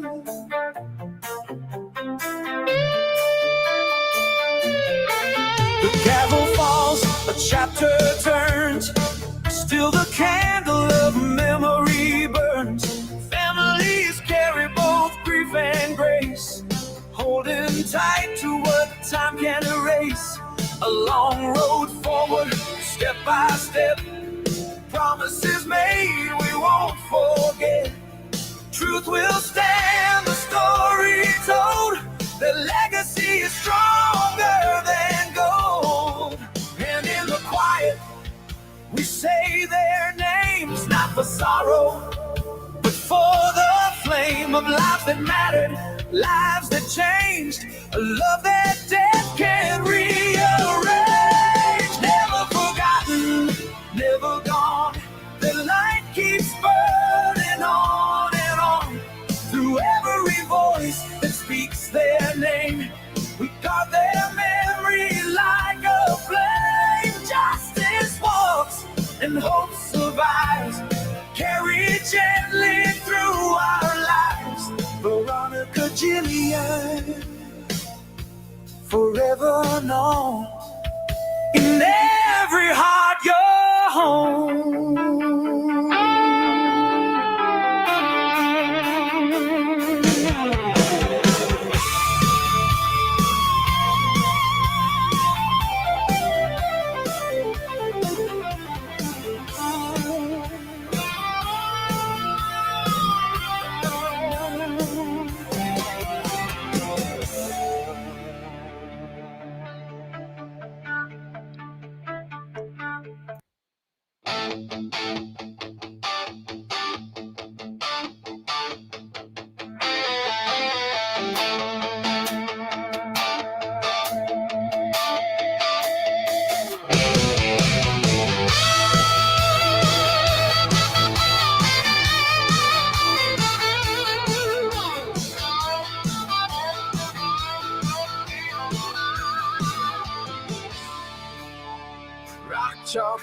desperately, we're searching for the truth, digging through the shadows, trying to find the proof. They say it's all alleged, say it's made up lies, but justice feels buried where the silence lies. Veronica Butler, Jillian Kelly too. Two names the system somehow let fall through. Kansas and Oklahoma, lines in the sand. Both drop the ball with their lives in their hand. How can a case be sustained then ignored? How many cries get locked behind closed doors? Things fall through cracks that shouldn't exist when the people in power pretend they don't miss. You gotta stand for something or you'll fall for anything. Truth don't care how loud the lies are rigged. We push for change, we won't stay small. Hold the system up when it lets us fall. Stand for something, don't turn away. Justice don't come if we're silent today.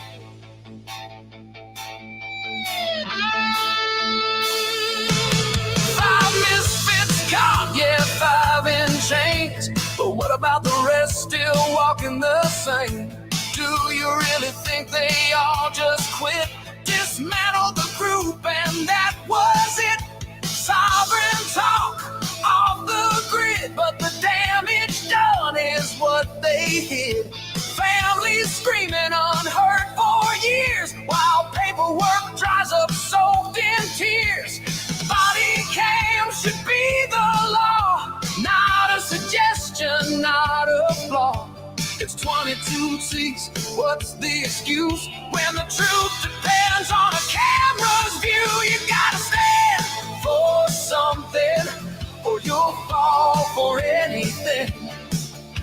Truth don't care how loud the lies all ring. We push for change, we won't stay small. Hold the system up when it lets us fall. Stand for something, don't turn away.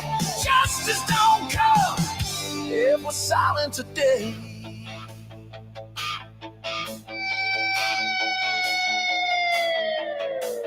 Texas County where the camera's at, bought with taxes still sitting flat.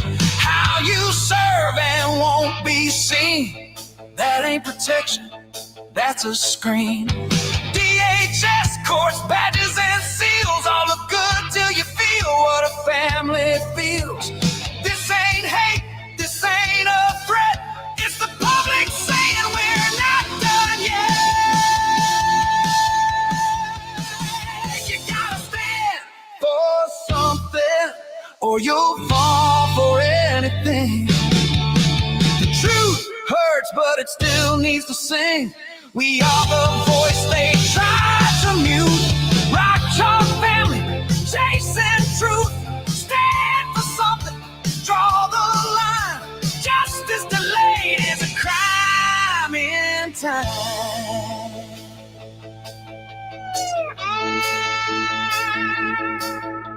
It's our opinion, but it's written in pain. When systems fail, the people remain. We won't stop, we won't forget. Stand for something.